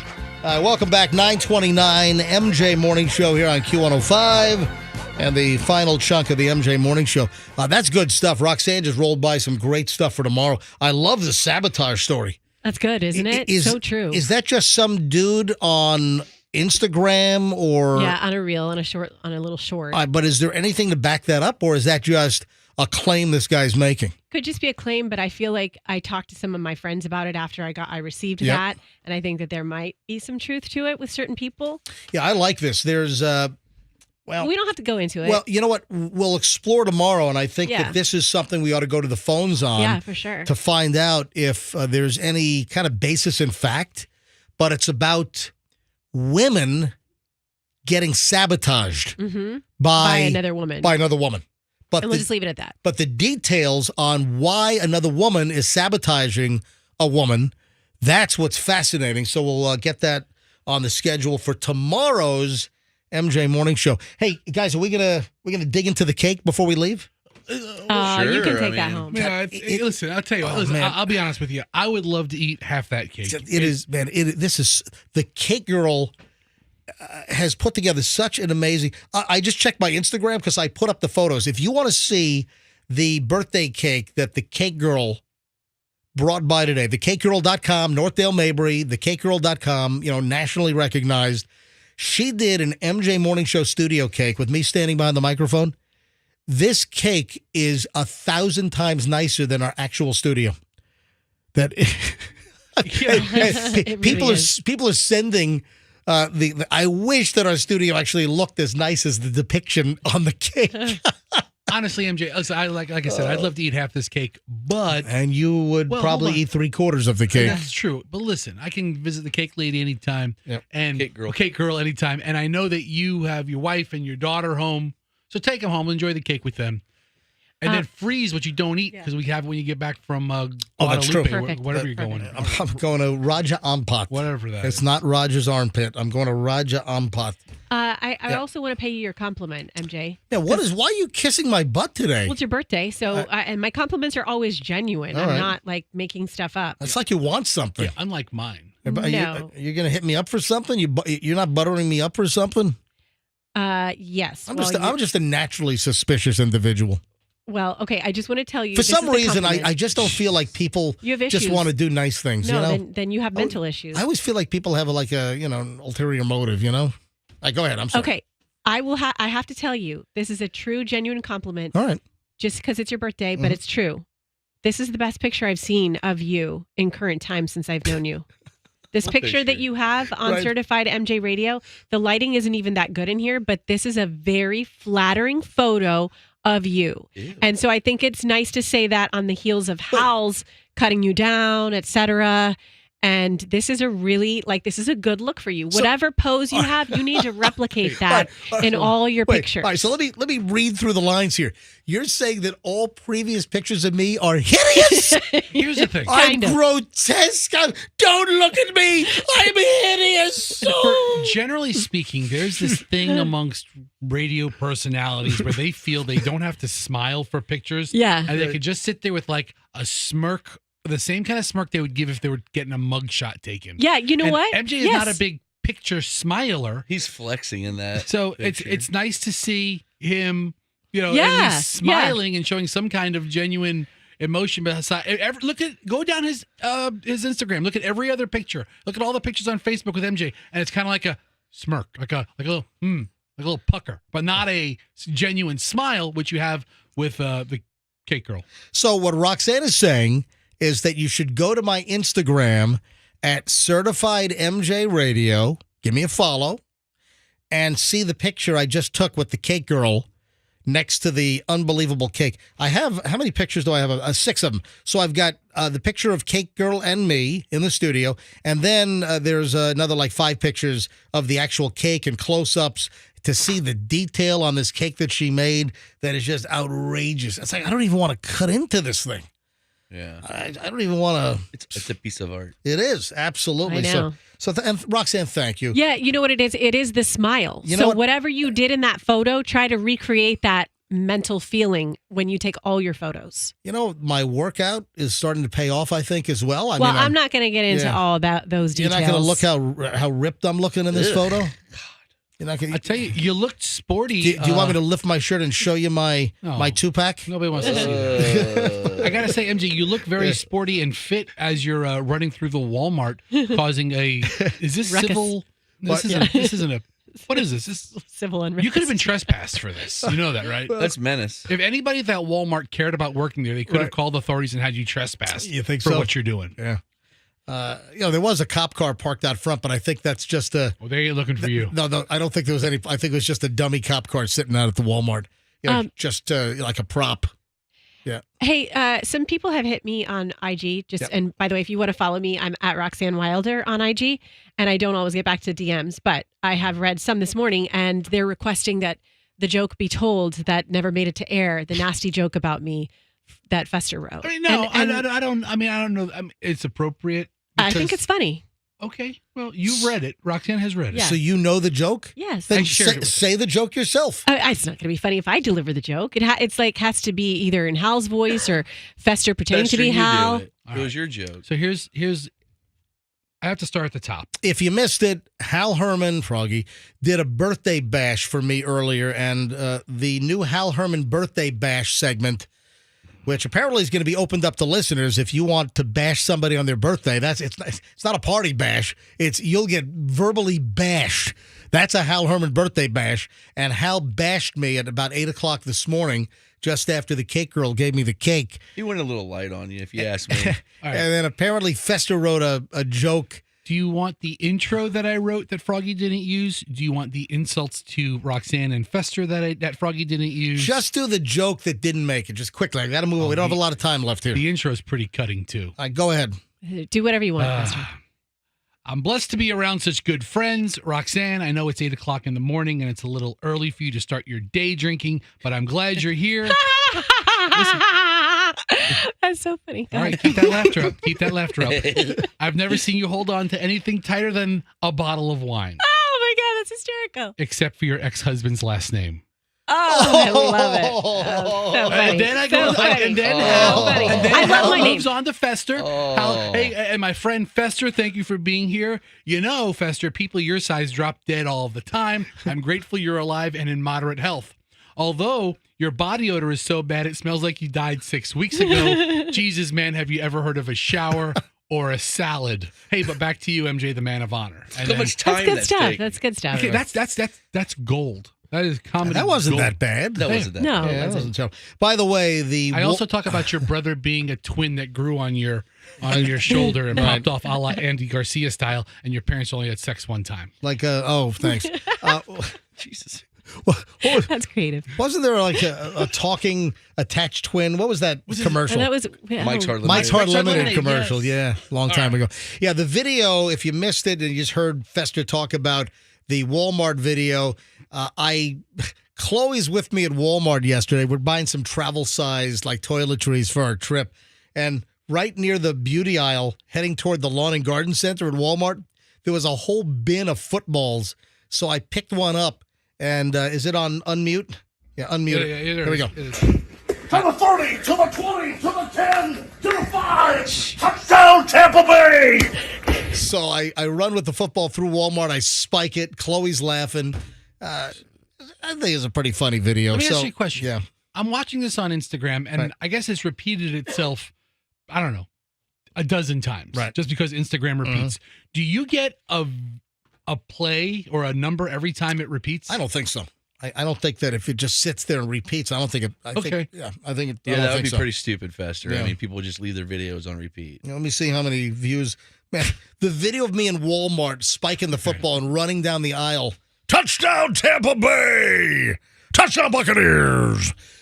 Already 12,700 views on that thing. I think you might be on the spectrum, bro. Who? I've always thought hold MJ's it. on the spectrum. Yeah. You. Yeah, I think I might be on Yeah, some. you're lacking a little sensitivity chip. I mean, it works for you. How your kids are so normal and you're so weird. What makes you think the kids are normal? From Joey's Michelle, a they get real that thing from back. Yeah, I mean, I probably would qualify. You know, the thing is that kids are diagnosed in much greater detail these days because, you know, science and psychology has gotten better. But am I on some kind of a spectrum? Probably. It probably works out best for I you. know though. I've got Spectrum cable at the house. See, that's on the Spectrum comment. I am on the Spectrum because I've got Spectrum cable, and my bill keeps going up for no reason. It's like, my God, I canceled the internet. So I used to have Spectrum internet in my house as well as Verizon Fios, now Frontier Fios, and I had the double internet because I was doing my afternoon show out of the house. So I needed a completely separate, redundant backup internet system for my broadcast. But when I ended the afternoon show, Fester, back in July, I didn't need both internets. So I kept my Frontier Fios internet, and so I canceled the internet, and it's like, it seems like my bill has gone up after canceling my 300 gig service. And It's like, what's going on here? But, you know, you want to know why people are cutting the cords left and right and going to streaming a la carte stuff. It's, you know, because, my cable bill's like $171 a month. And it's like, what? You know, between paying for internet and then a bunch of the streaming services, I don't think I'm saving any money. Yeah. Like, I got to dump Showtime because, like Showtime on demand went away, and you got to subscribe now to Paramount Plus. Like Paramount Plus. So I mean, I'm just going to dump Showtime, so that'll save me, I don't know, $10 a month, whatever the hell it is. All right, 9:41 at the MJ Morning Show. We mentioned this early, actually, the first thing this morning. I am just ripped apart. I am so upset. This is a travesty of filmmaking justice. The fact that Margot, she got robbied. Yeah, she did. I think it's just haters, you know. What is going on? Now, I didn't see Barbie. I have no desire to see Barbie. But how do you have a movie where Margot Robbie did get good reviews? Listen, even if it's not my genre or my type of movie content-wise, I can still recognize that Margot Robbie's talented. Margot Robbie did not get an Oscar nod yesterday when they announced the 97th Oscar Awards. I'm sorry, 96th Annual Academy Awards coming up next month. And Margot Robbie got robbied, but Ryan Gosling, the wankerless Ryan Gosling, he got nominated for Best Supporting Actor, and Barbie, Margot Robbie got stiffed. He was right. He was Ken. Tell you what, not getting stiffed by Ken because this is all smooth down there. No. Okay, but didn't Margot Robbie make like a ton of money because of the way that she structured her deal with Barbie? Like just boatloads of money. So you mean back end money? Yeah, back box end office money. Because that movie brought in over $1 billion worldwide. That's just crazy. I say, Margot, take your pretty feet to the bank and did you say happy. Take your pretty feet to the bank? Yeah, she's always flashing her. I mean, we saw the feet in the Barbie movie. Oh. She's fine. And I'd like to point something out that Roxanne earlier this hour talked about this Gwyneth Paltrow story. And then Roxanne said during the last commercial break, hey, MJ, I went a little deeper into the Gwyneth Paltrow story, and, well, the content is really not quite appropriate for the show. No. So what did you think the story was about? And then you read what? You read 3 additional sentences in, and then suddenly it's like, we can't talk about that. Yeah, it was like, Gwyneth Paltrow has a new product for, that's going to debut on Valentine's Day. Oh, great. She's always got kooky candles that smell like female body parts Right. and all of her crazy stuff that she sells on Goop Yeah. for over, $1 billion. And this particular product is a little bit more advanced than a candle. You want to say it? No, I think we ought to leave that. Okay, we'll leave it. I want to know. You can find that after the show. And come on, listen, if people want to know, they can just Google Gwyneth Paltrow Valentine's Day toy vibrator ring. Oh yeah.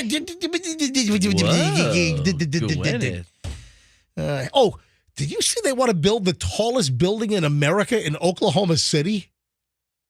They want to nearly a 2,000-foot tall, taller than the World Trade Center. In Oklahoma City? In Oklahoma, who is going to occupy? Fester, go to Google, type it in. I saw this last night. Oklahoma City, they want to build the tallest building in North America. 1,975 feet tall. I think 200 feet taller than the Freedom Tower World Trade Center 1 in Manhattan. That's ridiculous. It is. I mean, why? Look at this. Click on that. Plans for the tallest building in the U.S.